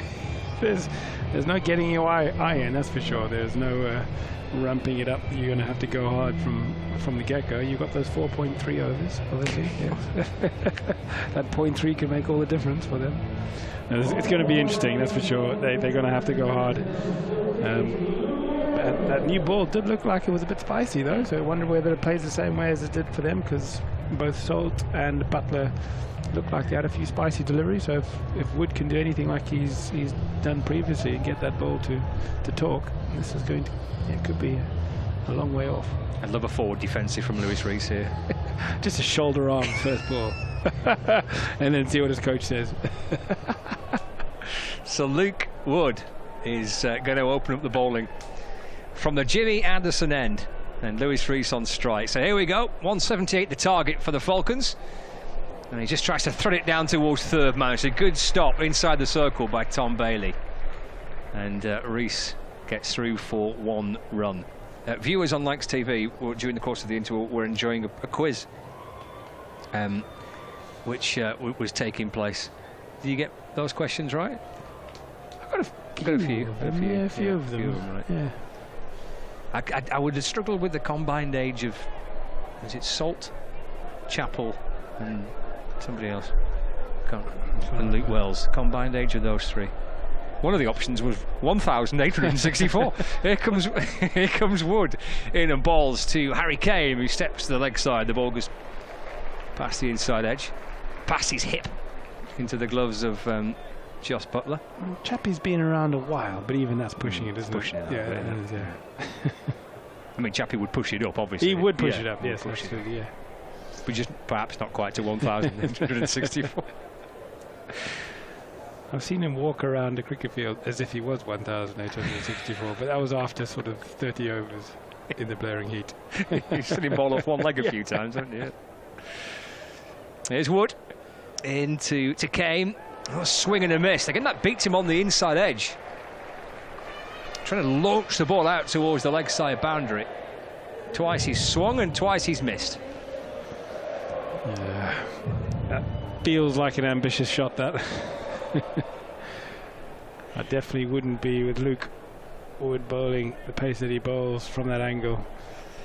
I'd definitely be trying to target the shorter boundary here on the offside.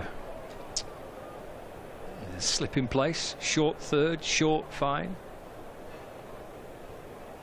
Here comes Wood, left arm over the wicket, balls and off the back foot, punched into the offside, straight to Stephen Croft, who's back in the Lancashire side tonight.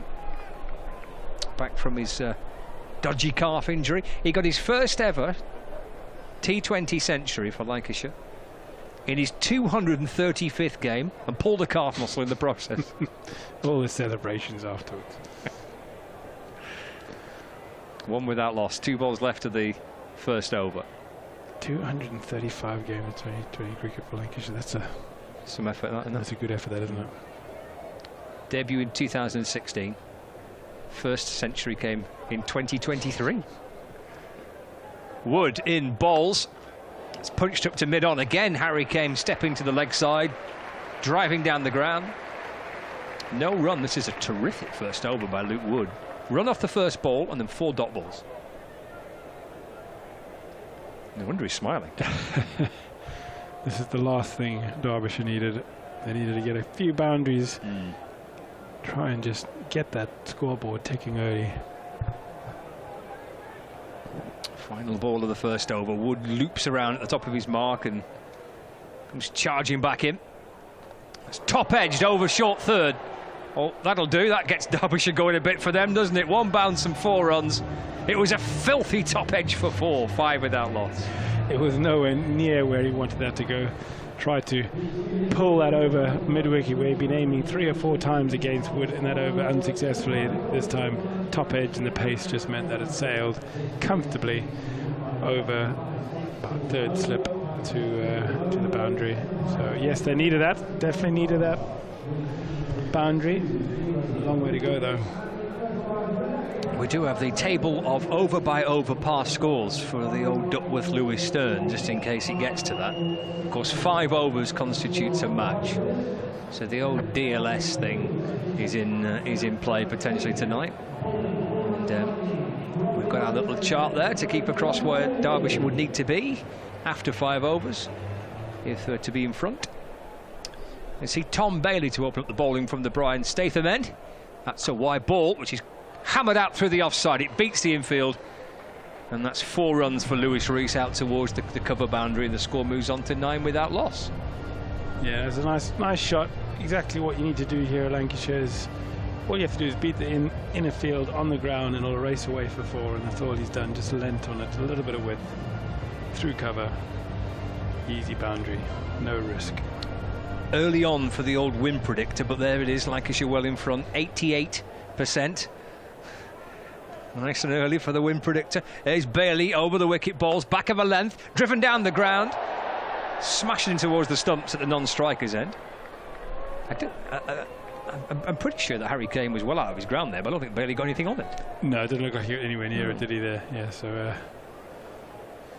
who says you get full marks for playing straight? That was a dead straight hit and took out the stumps. Did. Bailey tried to stop it, diving away, nowhere near it in the end. Saved 4 runs, that. It did, didn't it? It's good work by the stumps. There's Bailey in and bowls, and it's a wide ball as Rees tries to cut the ball through to Butler, and the score moves on to 10 without loss. Wide outside off stump by Tom Bailey, who's striding back to his mark. He'll be back in his whites on Sunday, back with a red ball, back with some sensible cricket. All this can settle down for a week. Bailey over the wicket, balls again. That's a really good ball. That beats Lewis Rees through to Butler. That was a good delivery, wasn't it? That was beautiful. That's proper cricket there. Good length, nipping away from the left-hander, almost clipped the top of off stump, squared Rees up. Yeah, that's the kind of delivery he'll be looking to bowl with his white kit on next week. Beautiful to watch. Yes, Lancashire at the Oval next week. Travelling down tomorrow, game starts on Sunday. Bailey comes over the wicket, balls again, back of a length, muscled up towards long, on, caught.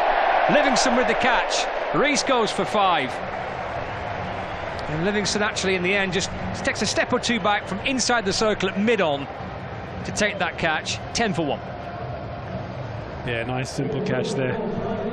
Clothed it really, trying to hit it back over the bowler's head, didn't get really anywhere near enough of it. A very simple catch for mid-on, just being able to take a couple of steps back and Livingston pouching that comfortably. So good wicket for Lancashire.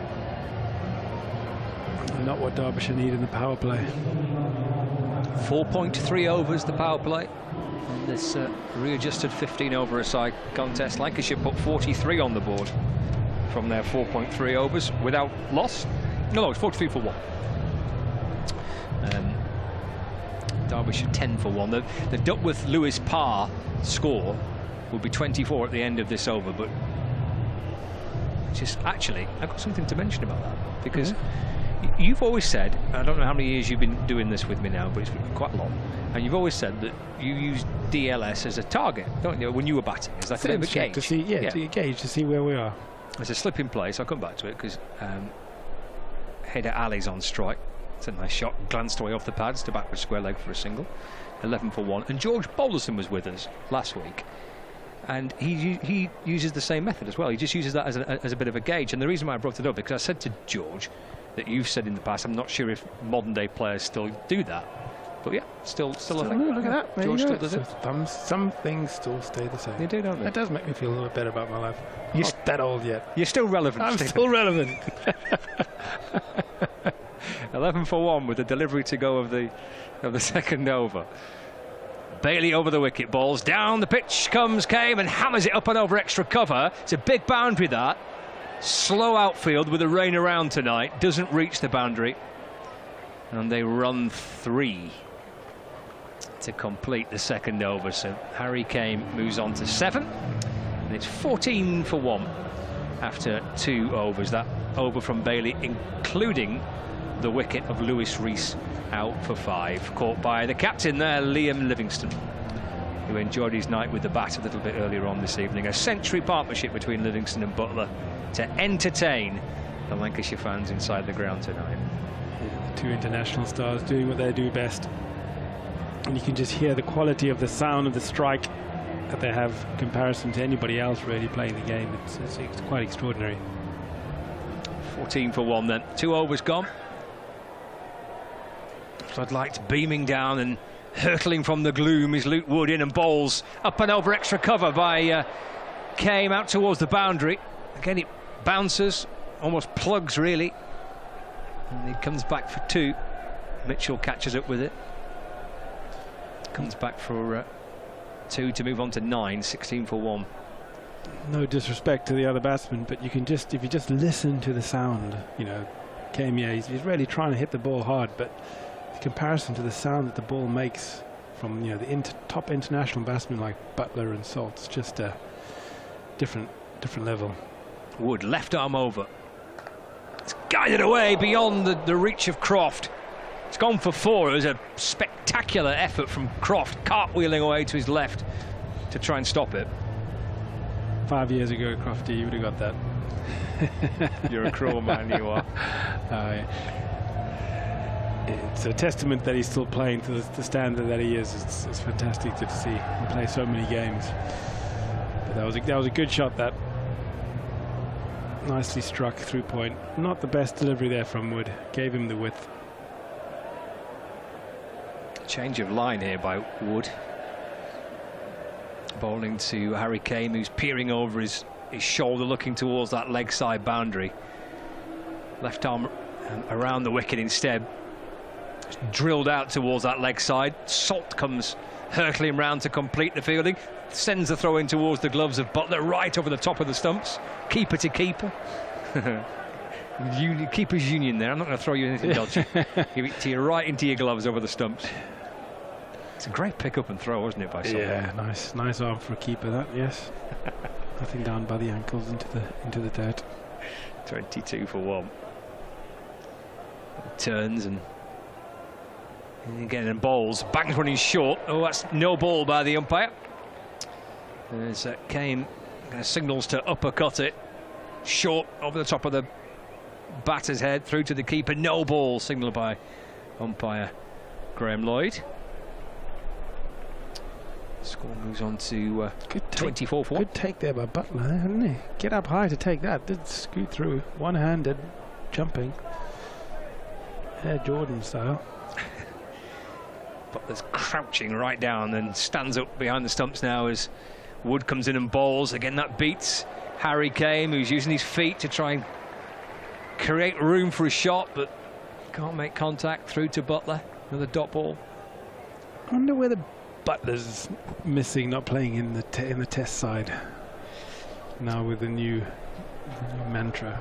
Well, your old teammate Mal Loy was with us at Wanties Road last Friday, and we were having that very debate about Butler and whatever test aspirations he might have.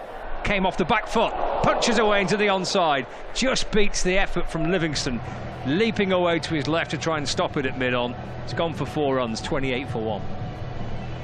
Yeah, I mean, I don't think he'll play again, but you just wonder whether he might have been able to find his flow a little bit more under this sort of, you know, with a captain like Stokes and with the energy and excitement in the change room. I think he wants his style of play would suit the current setup brilliantly.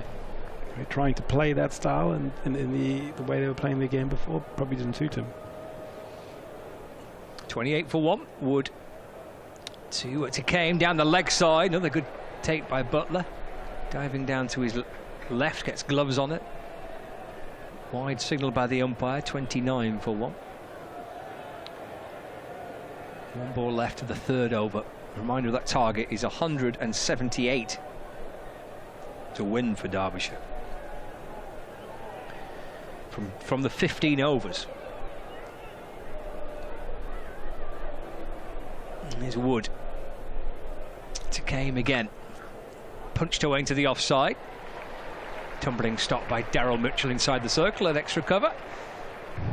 And through Harry Kane goes for a single, and he moves on to 20. And Haider Ali has only faced 1 ball so far. It's all being dominated by 1 batter. 3 overs gone, 30 for 1. So it's 148 more runs needed, 72 balls to get him. There'll be some run chase for Derbyshire if they can get somewhere near. It would be extraordinary if they did, to be honest. But they're going to back themselves. They're going to give it a good shot. But, I think the quality of the striking and that score, I feel, is a very good score. But let's hope they get close, because it'll be exciting. Here's Bailey. Bowles. Kane goes up towards Livingston, who's running backwards at mid-off. Well, he got hands to it. Kane trying to get it up and over the infield. Up and over Lancashire's captain at mid-off. He's running backwards. Got something on it, leaping forward. There's the catch, into the hands, and out it goes. Yeah, he had it a really difficult catch. He was turning, spinning, running backwards at pace, but he got 2 hands to it. And run 2, so Kane moves on to 22. Bailey bowls again. Slower ball from Tom Bailey that deceives Harry Kane, and through to Butler it goes. Yeah, no, nice change up there from Bailey. Really took all the pace out of that. Gave the batsman nothing to work with. 32 for 1. Loops the ball from one hand to the other and sets off again. Bailey, tall right arm, medium fast bowler, short of the length. Kane pulls the ball out towards the leg side, out towards deep square leg. There's Rob Jones in front of the newly built hotel, or at least it's in part construction. The score moves on to 33 for 1. Bailey, 3 balls into his second over, 1 for 12 his figures. Haider Ali back on strike for just the 2nd time.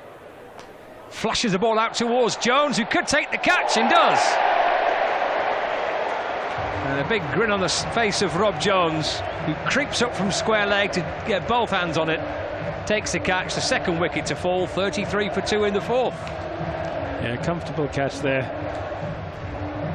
Doing the right thing, Kane. They're trying to make sure he was targeting that short boundary. The reality was the quality of the strike just not there, not a good enough connection to get anywhere near the boundary. And nice, simple. So it was Haider Ali batting. Not a good enough strike really to clear the boundary. Simple catch. And Lancashire are slowly starting to make the inroads that they need into this Derbyshire batting lineup. I wonder if he's got some friends and family perhaps in the hotel or in the stand, because straight away he took the catch and big smile and pointed up towards the hotel. Maybe some of his mates or his family are there watching. If they were, or if they are, they've got a great viewer watching Rob Jones take the catch there.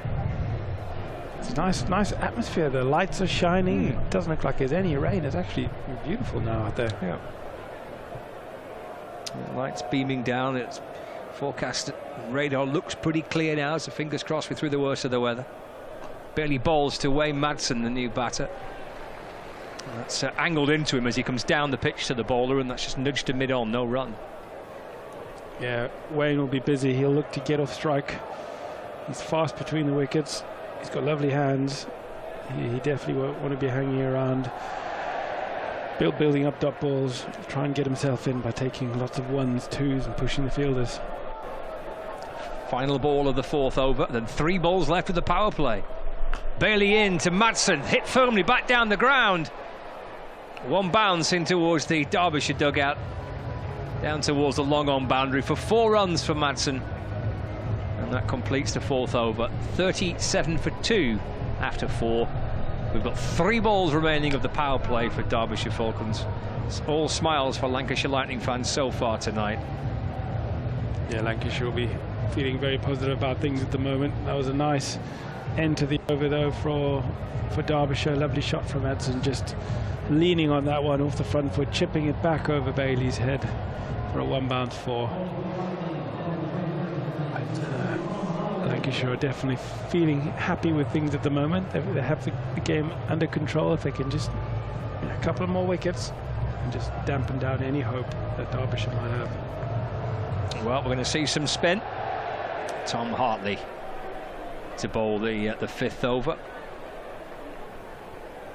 from the Anderson end into Kane. He's off the back foot and punching to mid-off for a single. Liam Livingston fields. Harry Kane moves on to 24, 38 for 2.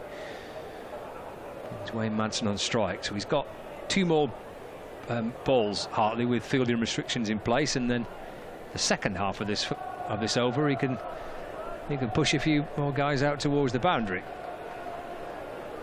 It's a deep mid-wicket and a deep backward square leg. Hartley left arm spinner in and balls to Madsen, swings. Well, the ball's gone down towards the fine leg boundary, and it's gone for 4 for a little thin inside edge. Madsen moves on to 8, 42 for 2. Not where he wanted that to go, but he'll take that. No fielders there. Chinese cut down towards in between his legs, down towards the fine leg boundary. All much needed runs. Hartley to Madsen, carved out through the offside. Croft puts in the dive, but it beats Croft at points and to the left of Mitchell at cover, and out towards the boundary for another 4 for Madsen, who's a fine player, and as long as he's there, I guess, for Derbyshire, there's still a bit of hope here for the Falcons. 46 for 2. He's super experienced. He'll be calm, collected, and yeah, definitely one of the players that Lancashire will want to get out just to make sure that they don't have any hope. That was a lovely shot. Gave himself room. Pierced the offside gap there. In terms of runs on the board, Derbyshire ahead of Lancashire in the power play. 4.3 overs done, so fielding restrictions are relaxed. 46 for 2. Lancashire Lightning were 43 for 1. It's eased away towards the leg side for another single. Madsen moves on to 13.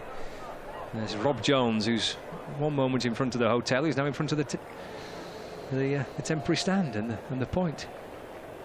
Here comes Hartley, bowls down the pitch comes Harry Kane, again work to the leg side, and here comes Jones again, sliding down on one knee and scooping the ball up. 48 for 2. You see the difference there? Those were 2 every time for Lancashire. Derbyshire only getting 1. This is what makes Lancashire so difficult to beat at Old Trafford. Hartley to Madsen. And he gives himself a bit of room and chops the ball back down the ground beyond the diving reach of Hartley. And up towards mid-off for a single. And that completes 5 overs. Madsen 14 came on 25. And that unbeaten run that Stephen refers to dates back to September 2020. So that if they get through the group stage here, if they get a home quarter final and survive that. It'll be 3 years since they lost a T20 match here. Incredible. It isn't it? It is. I mean, you're considering how many matches they're playing. It's not like they're playing only 3 or 4 matches. It's a fantastic record, and they really have. They've got a format. They've got a mechanism for playing here at Old Trafford that is so hard to beat. They're so comfortable on this big ground. They work the angles.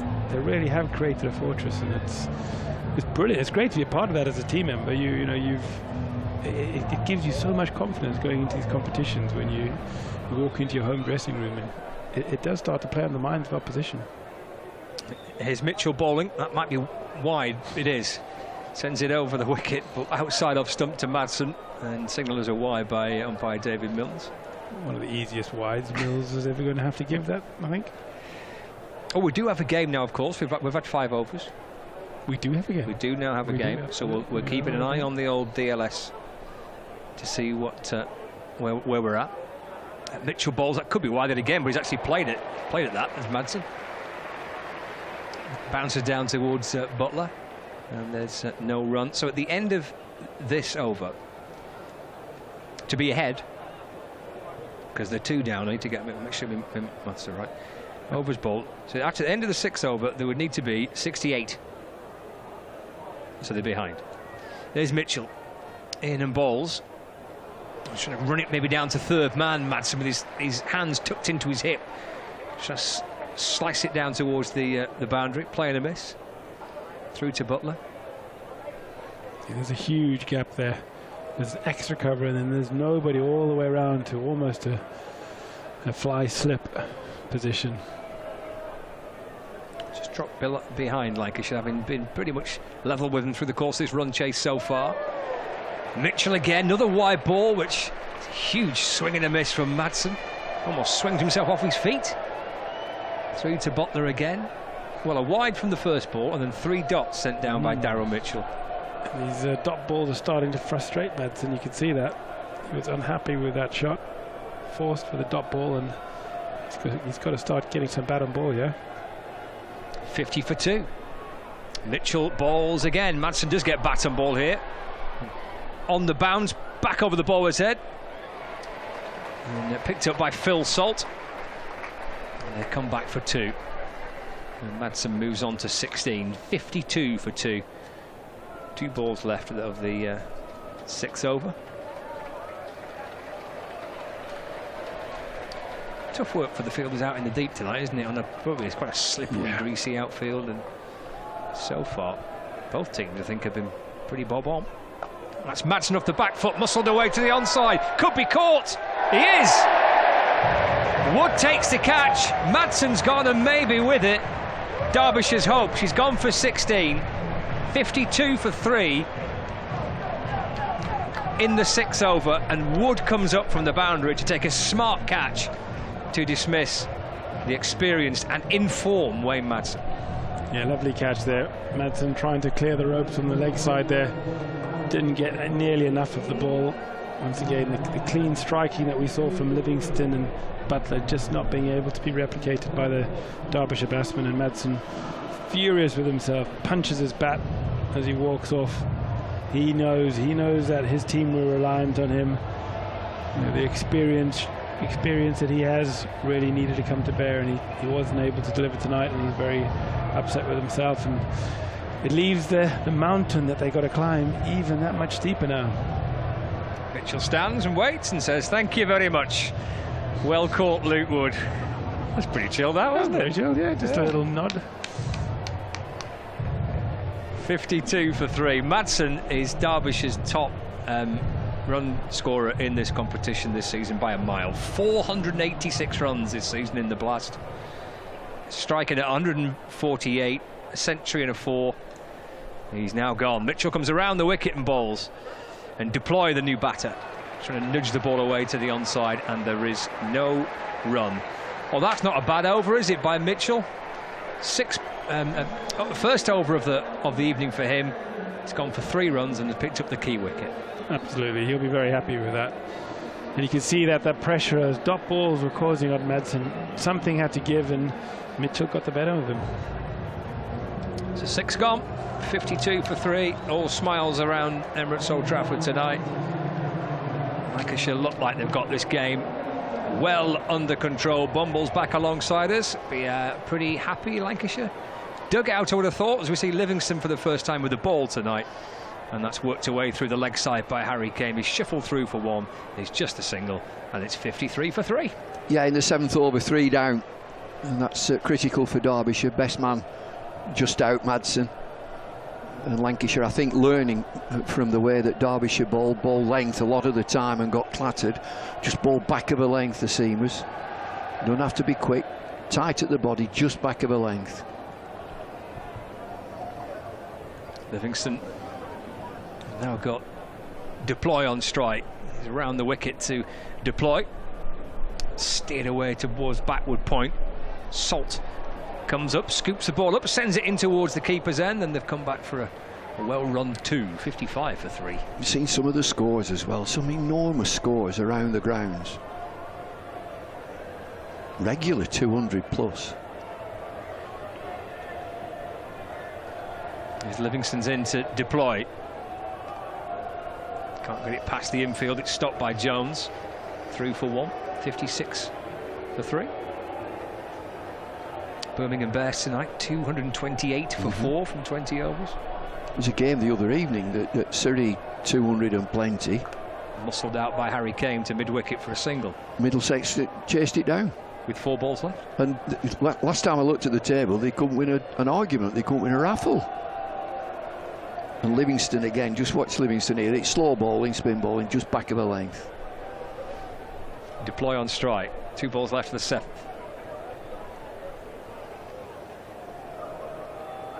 Comes around the wicket, bowls. Oh, it's a good ball by Livingston. As Deploy's playing and missing, it's gone through to Butler. Well, he's applauded that, Josh Butler. He's clapped it all the way down, hasn't he?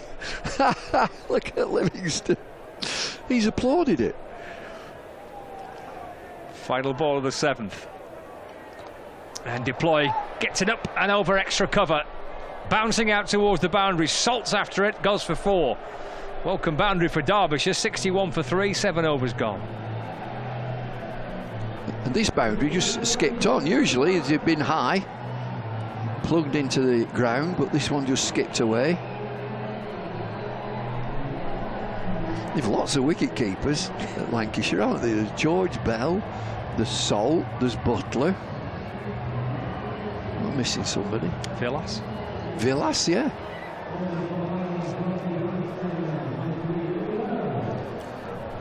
Of course, the competition this year, the Blast, started with George Bell keeping wicket. He's behind Phil Salt, who's behind Josh Butler. Leg spin from Liam Livingston, from Luke Wells rather, for the 8th over. I suppose they've also got to keep their eye on run rate. I think that could be important as well in this division. Harry Kane on 27. Here's Luke Wells to Kane. That's punched away through the offside. Come back for 2. Moves on to 29. 63 for 3. First time I heard you mention Harry Kane, I just walked into the box and I was thinking of Tottenham Hotspur. I think he can't play this as well, surely. And then I looked at the board, it's CAME. I mean, it's good, but is he that good? He likes it, I believe, cricket. Wells in to Kane. Oh, Wells asking for an LBW there as Kane tries to launch the ball to the leg side. No bat on it, leg by a signal by the umpire. I think that's a good shout.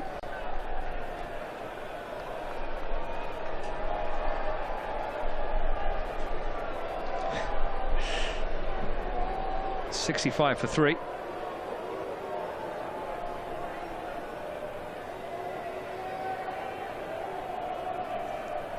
Deploy back on strike, unbeaten on 7. So Wells at the top of his mark. And he's bouncing his way in. Oh, it's helped down towards fine leg. It would be a wide by the umpire. And it's just eased down towards the boundary for 4 as well. Yeah, it's a real wide, is this? So wide down the leg side. A good story though is Wells, that when he was at Sussex, I don't think he played too much of this, and he's come to Lancashire and he's played so well. Leg spin helps as well. If you can just turn your arm over, ball a bit of leg spin. Big boundaries.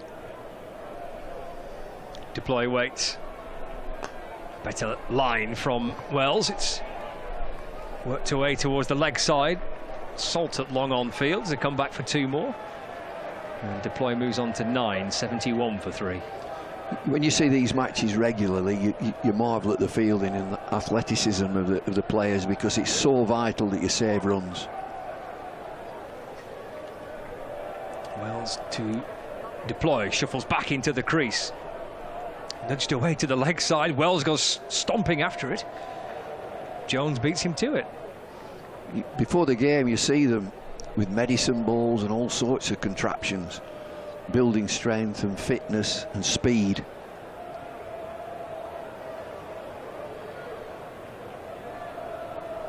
.72 for 3 with 178 the target. Harry came on 29. Luke Wells balls to Kane.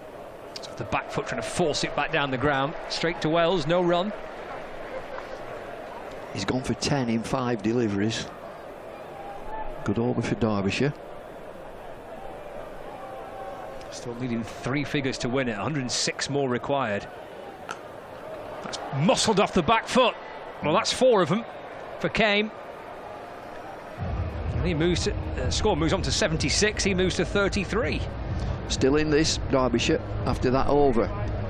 It went for how many? 14. So that might be the end of Wells. Other options for Liam Livingston. They are behind Derbyshire, and there's that problem of 3 wickets, and the best player, Madson's, gone. It certainly helps if you get a 14 over, and you're always thinking of a 20. Let's have a golden over. Go for 20 or 24. Let's have a few more. Spin to continue, but with Liam Livingston. Oh, that beats Deploy. Bounce into the gloves of Josh Butler. That's spun.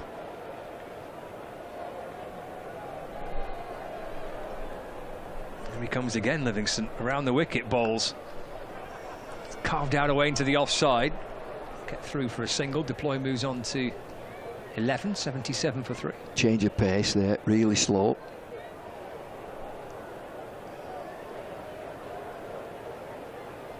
Brings Harry Kane back on strike. 101 more needed to win. It's chipped in the air, it'll land safe. Up towards long on. Villas comes up from the boundary. Good from Villas. They were looking at 2 there.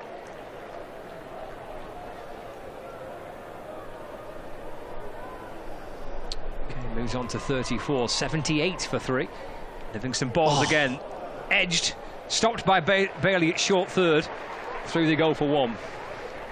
You know, from a coach's perspective, you'd be looking at these and ticking it down, just marking it down. We save 1 there, we save 1 there. Oh, hang on, we lost 2 there. And see where you come at the end of the innings. Livingston balls to Kane. That's dragged away towards the leg side. Tumbling stop by Salt. Back Kane comes for 2. He moves on to 36, 81 for 3. It's good there from Salt. Another wicket keeper. Very acrobatic. Final ball of the 9th.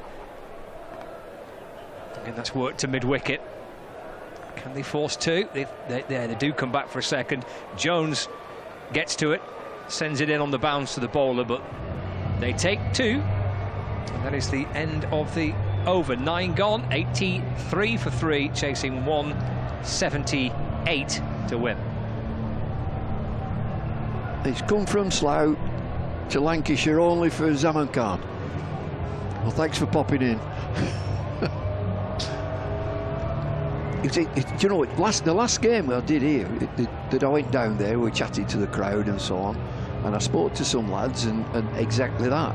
Who do you support? I think it was Somerset who were playing. Livingston. I said, well, just Livingston. Yes, just Livingston. He plays for my team in the IPL. So they just come to see Livingston. He's bowling again. They've given him another. Luke Wells having gone for 14 in his first over. Balls to deploy, who's down on one knee. It's down the leg side as he tries to slog sweep it away, but wide signal by the umpire. 84 for 3. You're with BBC Radio Lancashire and Lancs TV, live from Emirates Old Trafford for the Blast, Friday night Blast game between Lancashire Lightning and Derbyshire Falcons. Wells fires one in to deploy. It's a huge appeal there. The umpire, David Mills, he's counting his coins. He's not even looking. He's not interested. He might have just said not out as well. It's coppering up, wasn't it? Yeah, he was. Wells to deploy. A little step to the leg side. Hit back down the ground and caught by Wells off his own bowling. And how did he celebrate that? I think he enjoyed that, Luke Wells. 84 for 4 now in the 10th. Well, what a tame end, just a chip back to Wells from deploy. Gave himself lots of room as he went outside leg stump and just chipped it. And if he'd have stood where he was and let that go, that's a real wide. Snatched. Just above his head, 2 hands, 4 down. Gave you plenty, didn't he, in the celebration? It is quite an interesting story with Luke Wells, as you say, with the way he didn't play barely any cricket, T20 cricket with Sussex, and his development as a leg spinner as well. Do you know, I think it's so interesting that one county has said no thanks, we'll not bother, you can have a rest, and so Lancashire have signed him and seen something different, and he's been a really good player for them. And of course, if he can develop a bit of bowling as well, you know, just to turn your arm over, do more than that, get a couple of wickets. Picked up his first of the night, and he comes and bowls. Brooke Guest, a new batter. It's edged down to kind of short third. Pick up and throw towards the keeper. They think about running on the... they decide against it, just take the single, Guest to 1. And Brooke Guest is a former Lancashire cricketer, isn't he? Another wicket keeper. Alex Davis, wicketkeeper. 85 for 4, 93 to win. Ooh. This is runs here. That's Harry Kane, who's working it off his hip down towards fine leg into the boundary below the hotel.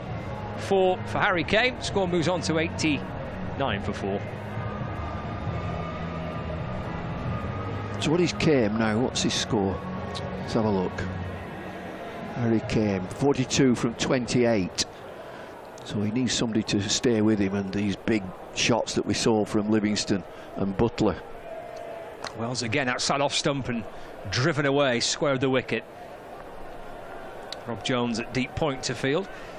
Kane moves on to 43. 90 before. 1 ball left of the 10th. Luke Wells. And that's driven through the offside by Brooke Guest. Might have picked out the gap. He has. 4 runs. It's a lovely shot through extra cover. Very quick on that front foot.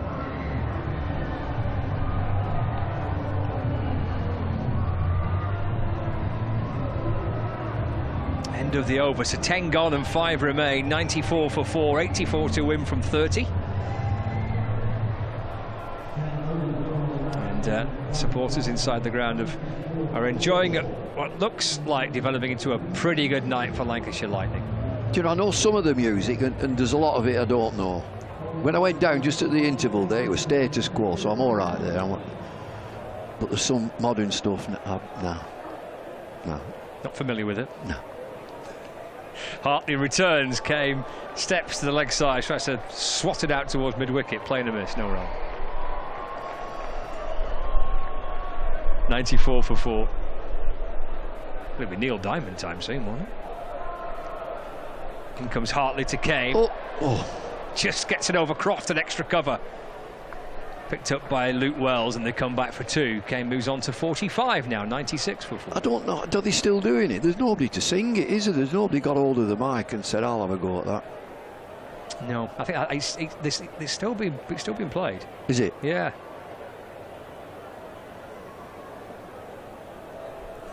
As Kamey's going to be stumped here. Down the pitch he comes to Hartley, swing and a miss. Taken by Butler, flicks off the bails. Hartley gets a wicket. Derbyshire 5 down, 96 for 5. It might subside very quickly now, 5 wickets down. Tom Hartley, quicker into the pitch, way wide of off stump. Butler doesn't move, batsman doesn't move, but the bails do. 96 for 5. 82 from 27. Live here from Emirates Old Trafford. You're with BBC Radio Lancashire. Friday night T20 cricket. Lancashire Lightning unbeaten in almost 3 years here in the Blast. You know, I mentioned that you've mentioned a couple of times Friday night is Blast night. I mentioned that Friday night is music night. It was always on the BBC.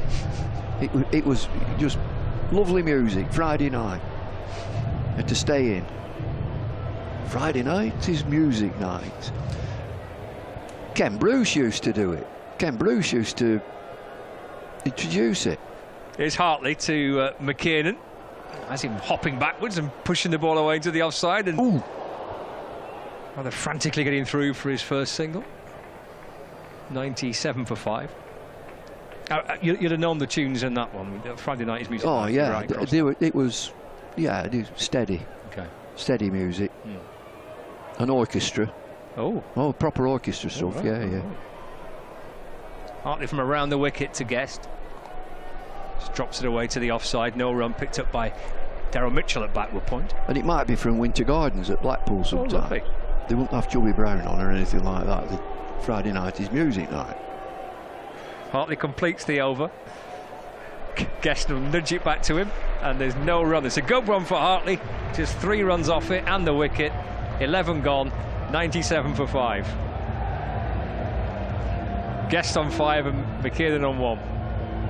Job done almost, Bumble, for Lancashire. I think it is. I think they'll subside now. The big guns have gone. There's no partnership going at the minute. 81 from 24 required. Good over that from Hartley. A wicket and just 3 from it. Thanks, Bumble. Heading outside to join Fraser on Lancs TV for the end of the game. Stephen Moore's going to come back in alongside me. 81 from 24. Here is Wells to McKiernan. Oh, and that cuts him in half as he tries to work it out towards mid-wicket, and there's no run. Just looking at the Blast table, actually. I'll have a look at this because there's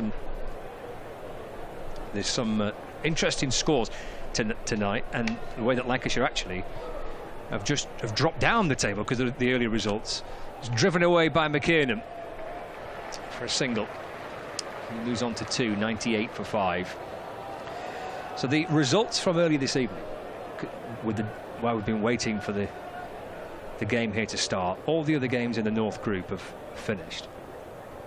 Wells bowls and Guest swings, and ball off the bottom edge squirts away to backward square leg for a single. Guest moves on to 6, 99 for 5.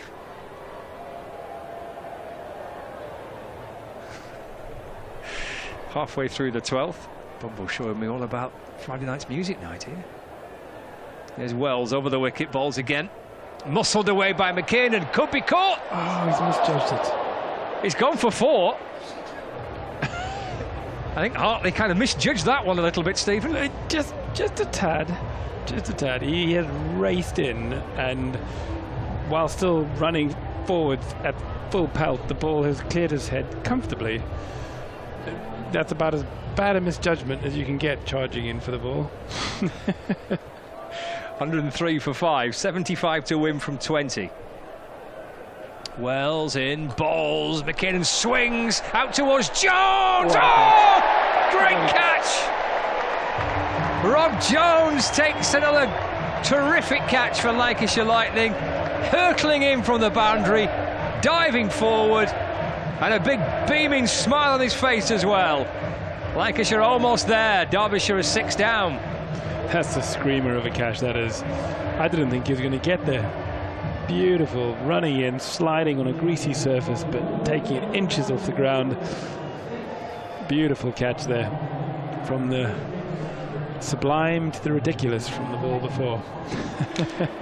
I think Rob Jones quite enjoyed having that little extra zip on the surface. He could proper put the slide in there, couldn't he? He did, yeah. A little bit of evening grease dew after the rain on that, and he just took the catch and just carried on sliding as if one of those sort of like water slides in the garden. Yeah. He kind of regressed to being 7 again, didn't he, then, Rob Jones? Did, like, oh, I love this. He had the smile. He did, didn't he? Yeah. I could have a nice slide across the outfield and lie there in the wet and the mud and lap it up. Here's Wells, balls to Thompson, and that's worked away towards the leg side for a single. Sports Extra listeners are back with us.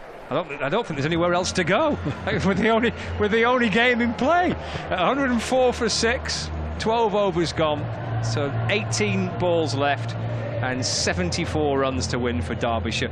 Wins tonight for Northamptonshire Steelbacks beating Leicestershire. This is just the North Group for now. Birmingham Bears beat the Worcestershire Rapids by 53 runs, and there was no result between Durham and Yorkshire at Chesterley Street. So the table in the North Group, the Bears are top, 18 points, Worcestershire second, 14, Notts 14 in third, Yorkshire in fourth, 13 points, then Northamptonshire Steelbacks with 12 and Lancashire Lightning with 12 and Derbyshire Falcons with 11 points in seventh. So Lancashire down to 6th place now as it stands. Here's Hartley in and balls to Thompson, and Thompson tries to sweep the ball out towards the leg side. And there's no run. Lancashire on the brink of victory here and maintaining their unbeaten home record, which dates back almost 3 years in the Blast. There's Thompson taking a single through mid-on. Comes back for 2. If you have just joined the coverage via either Sports Extra, you've just flicked on to Lancs TV, or you're with us on BBC Radio Lancashire, it's been a night where Josh Butler's had some fun with the bat for Lancashire Lightning. As Thompson aims towards the leg side, Jones under it! Oh, almost. It was just a couple of inches short. It's 110 for 6. Great effort there. Good strike. Long boundary there. Jones really made some good ground to it. Tried to set himself for the catch, but just couldn't get his hands on it, diving over his head. Shows how much ground there was to cover, because it still only just rolled for 4. 68 to win off 15. It's muscled away by Thompson down to long on. And Dane Villas comes up to complete the fielding. When you watch 111 for 6. When you watch, disrespect these batsmen, compare the striking of this compared to what we're seeing earlier this evening with Livingston and Butler. Just different class. Steps to the leg side as Brooke Guest and carves the ball away through the offside. Wood stops it, tumbling away to his right on the cover boundary. 113 for 6. Yeah, Josh Butler earlier on tonight, 83 from 39 balls, 8 fours and 6 sixes. Butler was on it earlier on. Again, hammered away through cover for 4 more. That's a really good looking shot by Brooke Guest. Beats the infield, the dive of Croft, and it rattles its way towards the rope for 4. 117 for 6 with 2 overs left. Yeah, lovely strike that. Clearing his front leg, absolutely crunching it along the ground past extra cover. And there's some young kids in the stand holding up pictures. I think that's Josh Butler. Absolutely, yep. Oh, get that sign later on tonight. They'll be hounding him later, won't they? Absolutely. Too right, why wouldn't you? Get those pictures signed later on. Brilliant. Heroes, yeah. And there's a birthday banner. Happy birthday. Someone's enjoyed a birthday celebration to watch the cricket. Wonderful.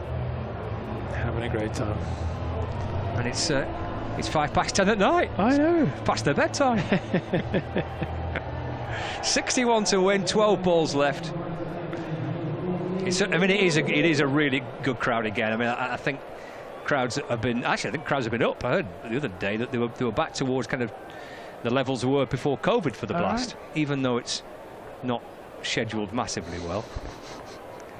Is that a polite way of putting it? Anybody suggesting they're not prioritising the 2020 Blast? I don't think it's top of their list. No. Here comes Luke Wood, left arm over the wicket, bowls. Thompson goes high, back over the bowler's head. Anybody under it? No, bouncing safe. Mitchell comes up from the boundary and they jog back for 2 more. And the score ticks along to 119 for 6. It is a pity, isn't it? It's a great format of the game, and some of the scheduling you kind of have to go, really? Is that helping crowds? But it's good the crowds have been turning out by the sounds of it, at least, which is great. Yeah. And I don't know what the crowd is tonight, but I would say it'd be certainly in excess of kind of 10,000 thereabouts. As Wood comes in and bowls to Thompson. It's a full toss. He's hit it out towards extra cover. And yeah, I thought it might be no ball. That it was a full toss above waist height. I mean, Livingston took a decent catch. He did, but he knew straight away. He knew before he took it that it was going to be a no ball, and he almost ran him out with a direct hit. It would have been a great run out there, running away to his left. Good hard throw, and it almost took the top of the bails. One bounce. Oh, it wasn't far away. It wasn't. 11 balls left, 56 needed for Derbyshire. Wood left arm over balls again. Wide Yorker. He's hammered it down the ground. He's hammered it all the way for 6. It's bounced on top of the blotter. It's gone for 6. 128 for 6. Yeah, he got all of that. That was a good strike there. Not quite got the length that he wanted there. That Wood let the batsman get his hand underneath it, and yeah, good clean strike over long off. Good little cameo this for Brooke Guest. 18 from 8 balls faced, 50 to win, 10 balls left. Wood, left arm over the wicket, balls, Guest helps it down towards the third man boundary. It's going to be 4 more. There's a short third and there's a kind of a backward point, wide third on the boundary, and it's to the left of that fielder lurking on the boundary. It's gone for 4 runs below the point. Score moves on to 132 for 6. Yeah, it's a nice striking there from Guest again, using his hands. Not great bowling from Wood. He'll be disappointed he's not closing this out quite as clinically as he would like to. This is his final over. Bowlers allowed to bowl a maximum of 3 overs tonight. And he comes again to Guest, who takes it away to the leg side. That's a really good looking shot. 1 bounce and 4, stepping across the stumps, working it from outside off to square leg. 22 to Guest. Correction, 26 to Guest, and 136 for 6. Yeah, that was a really good shot. Not a slow ball, that, and he swept it from well outside off stump and absolutely crunched it over long on over square leg for a 1 bounce 4. Brave shot from Guest there. 42 needed. As Wood sets off again, in past the umpire. Swing and a miss from Guest through to Butler. And there's no run, it's a dot ball. It's 1 ball left to the 14th. It's 136 for 6. And Lancashire Lightning just a handful of deliveries away from comfort, securing another home victory. Where would this put Lancashire? It would put them onto 12 points. It would put them back into the top 4. And there will be 3 points. 3 teams level on 14 points. Wood bowls, drill down the ground. Stand and admire that, Brooke Guest. Thumps into the black sight screen. I was wondering when Neil Diamond might start. Here he is. 6 balls left. It's 140 for 6. And they're just going to have a little burst of the T20 anthem before the close of play tonight. Is it time for a sing-song? Looks that way, doesn't it?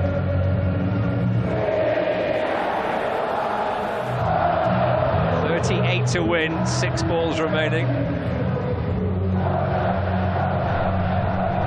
And there's always time for a bit of Neil, isn't there, before we finish for the evening? 6 balls left, 38 to win for Derbyshire. Guest is on to 30. He's only faced 12 balls. Some lovely clean striking from Guest. Would he be disappointed with that? Yeah, not great figures. Didn't close it out the way he wanted to. What's he finished on there? 0 for 44 from 3. Wood. Who's going to bowl the last? Daryl Mitchell it will be. And Thompson's on strike. And balls to Thompson, and he's bowled him. His middle stump is leaning backward at a rather ugly looking angle as he swipes across the line and is bowled by Mitchell. And Derbyshire lose their 7th wicket, 140 for 7. Yeah, smart bowling, completely did them all, ends up with the cutter there. Pace off. Simple wicket. Game over, really. Game over, yeah. Felt like it felt like it could be game over at the halfway stage. It's a lot of runs to get, wasn't it? It was just, yeah. Even with the heroics we saw last night at the Oval and some of the big scores we've seen tonight around the grounds. I mean, a good effort. 140 of 14 overs is a good effort, but to try and chase what is a 20 over score really at Old Trafford in 15 overs is tough by the best anyone's guess. Feels like about midnight, doesn't it? It does. Dark, isn't it? 140 for 7. Mitchell into Chappell, the new batter. Oh, he's walloped that for 6 out towards wide, long on. Stand and deliver. Hammered up towards the long on boundary for 6 by Zach Chappell. 146 for 7. That's turning to the change room saying, Skip, look, why am I batting so far down? Lovely strike that. Oh, happy gentleman in the crowd there. That was taking a good catch. 32 to win, 4 balls left. Mitchell again. Chappell again. Shuffled back over the bowler's head. Bouncing out towards the boundary behind the bowler. Kind of straight long on, and it's a couple for Chappell. So what's he up to now? He's up to 8. We've got 3 balls remaining of the match. Looking forward to a little cup of tea, and I think I'll go straight to bed. I think here comes Mitchell into Chappell again. It's off the back foot, muscled out to the leg side. Rob Jones comes up from the boundary, and the score moves on to 149 for 7. So Lancashire's unbeaten record here at Emirates Old Trafford in the T20 Blast dates back to September 2020. Since they last lost a T20 match here. So if they get through this season unbeaten at home, 3 years it will be since they lost a Blast match in front of their home fans. Oh, that's a bottom edge off Guess, and he swings away at that next delivery. Almost could have easily have castled back onto the stumps. In the end, he gets a single to bring up the 150. 150 for 7. That gets Chappell back on strike. You can see why Lancashire Lightning are quite keen to finish in the top 2 with that record. It does a huge advantage being able to do that play here at home in the knockout stages. Final ball of the evening. Little shuffle from Mitchell, and then he comes to Chappell and bangs one in short, and Chappell bends the knees and ducks under it, and that is it. That's the game done, and Lancashire Lightning secure yet another victory in front of their home supporters. 178 was the target for Derbyshire to get to that game, to get to that victory target, and they finish on 150 for 7. So a 28-run win for Lancashire. And the home form continues, and their final 2 group games are here as well, so that they're still very much in a very strong position, Stephen, to finish at the very least inside the top 4. Yes, I mean, and that's the target. You know, get through. Ideally, have a home round, but the main thing, just get qualification, give yourself a chance, and like you say, having home games left to go. They're going to be going into this back end really confident. And you know what's up next for Lancashire Lightning? The Yorkies are in town. Yorkshire are here a week tonight for the Roses fixture. That's going to be a cracker, isn't it? And I think Lancashire are a bit grumpy after losing over there earlier on this season. Yeah, score to settle, haven't they? Yes. It'll be a good night, that. Could be. Unfortunately, I don't think you get any tickets, but... Actually, no. There've been some more tickets released today, I'm told. So if you've not got a ticket for that game against Yorkshire a week tonight, and you quite fancy a bit of Roses T20 action, you can still get a ticket, so I'm informed. So a victory for Lancashire Lightning. What was the margin of victory in the end? 27-run victory for Lancashire over Derbyshire Falcons tonight. For viewers on Lancs TV, I think we're heading outside. We're going to go and join Fraser somewhere.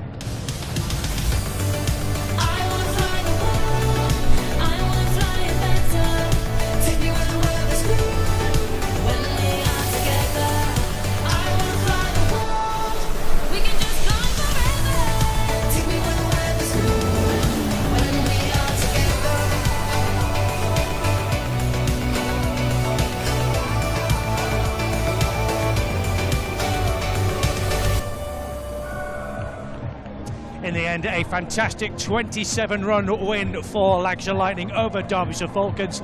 Absolutely brilliant action all night, it has to be said. What a finish. What did you make of that, David? Well, it's been a terrific game, and they did what they had to do, Lancashire, get big runs in that first innings. It was brilliant batting, real power hitting. And Derbyshire losing wickets all the time, never really got a partnership together. And I think that Lancashire Lightning learned where to bowl. Don't bowl length, you'll get clattered. Just back of a lane. Even the spinner, Livingston, was back of a length, and I think that's the way to go. The tone was set from the first over when Derbyshire went the first 6 balls without scoring. Yes. And then after that, they started losing wickets at regular intervals. It was pretty much a masterclass, really, in how to bowl in a T20 game in a tight situation. Well, the other thing is that I thought the fielding was terrific. The athleticism, the agility of the team, you've got to be fit to do that. This is a big area. They push the boundaries right back. And so it's twofold, really. You've got to bowl it in the right area, you've got to back it up in the field, and I think they did that terrifically well. To have lost Wayne Madsen for only 16 runs as well, that was the key wicket, wasn't it? Yeah, it was. Losing wickets, as we say, all the time, and never really threatened. I know it's 27, it doesn't sound, it's a lot, is that, which will help Lancashire with the net run rate, because there will be a scramble to get into that top 4 position. So they've done what they needed to do this evening. It was tricky with all the rain around, losing the toss. We're going to have to bat first, we're going to have to bat well. They did. Well, you saw some great pictures. Daryl Mitchell, when he got one of his wickets earlier on, when you could see the reaction. The ball went flying off and he was just watching it. It landed straight in the fielder's hand and he just went, yeah, as if to say, that's exactly why I put you out there. Yeah. That's exactly what we wanted to do. Tactically, in terms of the field placements, spot on, mate, time after time. And sometimes when you get a big area like this, you can get run around for twos, turning ones into twos, twos into threes. No, they had it absolutely right. Livingston captained very, very well tonight. And I think the key was the way that they bowled. Don't bowl length, you'll go the distance. Just back of a length, and in at the body, tight, no width. And so I think they could give themselves a massive tick. I still can't get over them losing 4 in a row. Well, that's hopefully not going to happen again. In terms of tonight, the batting performance, we talked about it earlier on. Josh Butler and Liam Livingston, they absolutely laid the platform for victory tonight, didn't they? Yeah, and you look at them, they're dangerous. Phil Salt at the top, Stephen Croft coming off a century, Daryl Mitchell, Luke Wells, they'll keep coming at you. And of course, what you need in this, if you get a big partnership from your 2 big players, it's pushing Derbyshire back all the time. And so when Lancashire were batting first, I'll bet they said, look, let's get 150, 160. Got way beyond that. Derbyshire would have said, let's keep them down here. They've got to play really well. It's a wet outfield, 140. But they got way beyond that. It was out of reach, really. Did you feel as if maybe the Lancashire players, having been put into bat, maybe felt themselves under a little bit of pressure, so they had to go out all guns blazing as we hoped they would do? Yeah, they had the tools. When we talk about the players, international players of great quality, they had the tools to do it. They got the pitch as well. It was slightly sticky, this pitch, understandable with the weather and the plastic covers and so on. But they adapted very well. I can't get away from Derbyshire bowling length. Don't bowl length. Do you think that's probably Derbyshire's hopes all but done now? Yeah, they've got to be. I should think now they're depending on other people to slip up. It would have been a great win for them tonight. They would have gone above Lancashire with the same number of games played. So Lancashire now have played 12. They've got 2 to play. Yorkshire next Friday. That's the big one, isn't it? Northampton. But they're both at home, so they've got home advantage. How important is that going to be? Because we've talked about this fantastic record that they've got here at Emirates Old Trafford.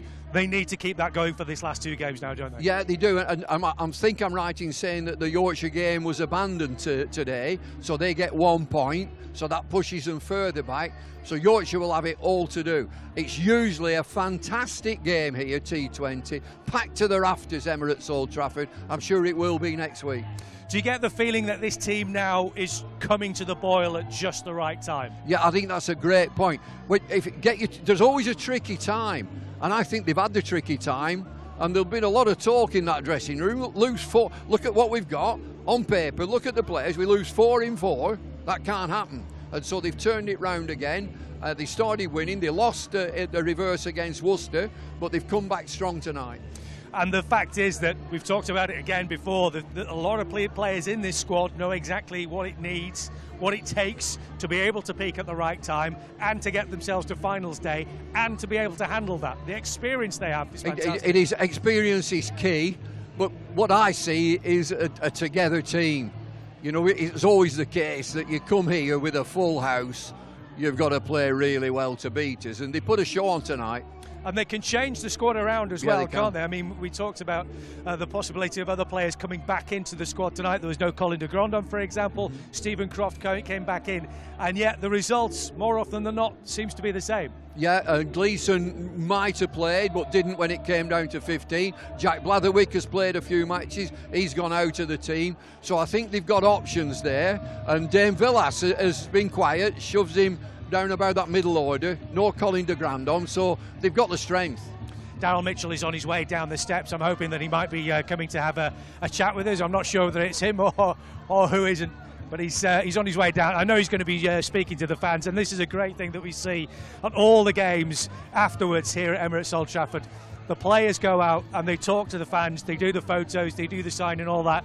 That is a great show, isn't it, of how the fans are really connected to the players. I tell you what, it's miles better if you've won. There is that is true. Rob Jones is on his way down the stairs as well. We're still going to see who it is we're going to speak to. I'm sure one of the players, hopefully, is going to be out to talk to us. I think Josh Butler might be actually coming to talk to us very, very soon. And we'll like to hear from him because his innings this afternoon was absolutely sensational. Well, he's a superstar, isn't he? Superstar of T20 cricket, wanted around the world, and delivered again tonight. And you know, some of the shots are enormous. This is a big area, a huge area.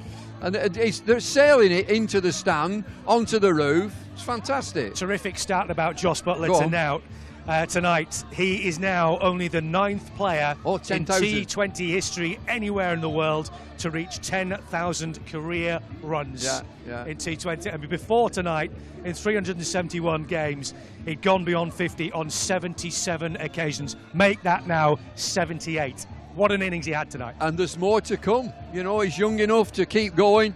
Circumstances have meant that he's probably a white ball player now and played Test cricket for England. He would have been absolutely sensational in this new England regime. He would have been fabulous, but that's probably one step too far for him.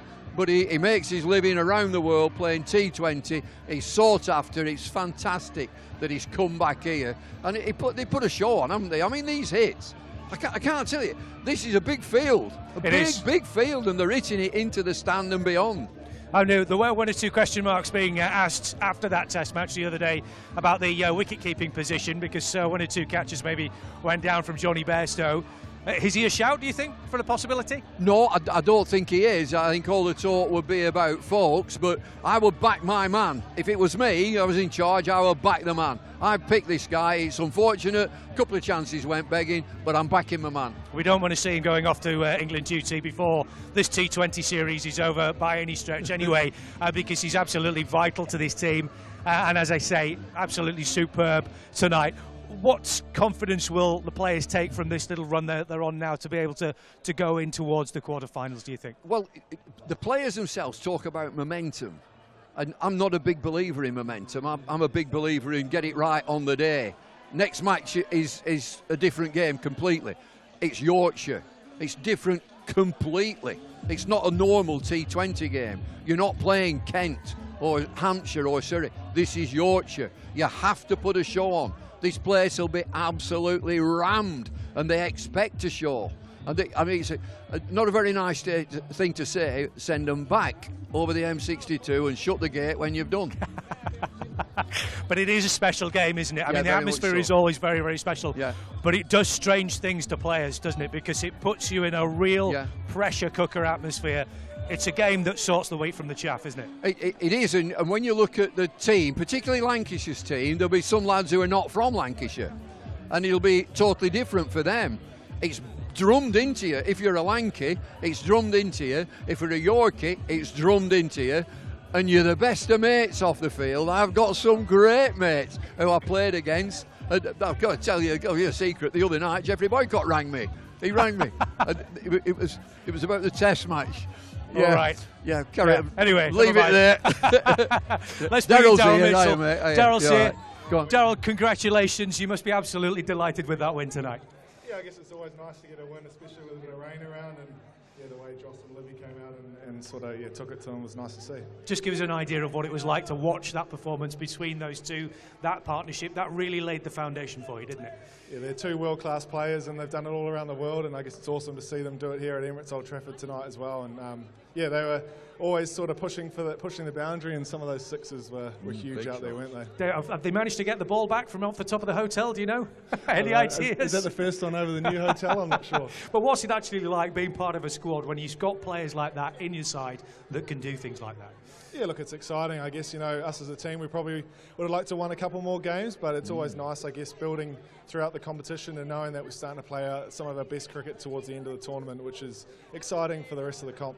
David and I were talking about the toss earlier on, and maybe you would have preferred to have gone the other way, but did you feel any pressure or any extra pressure going into bat first, knowing that there could still be a little bit of rain around?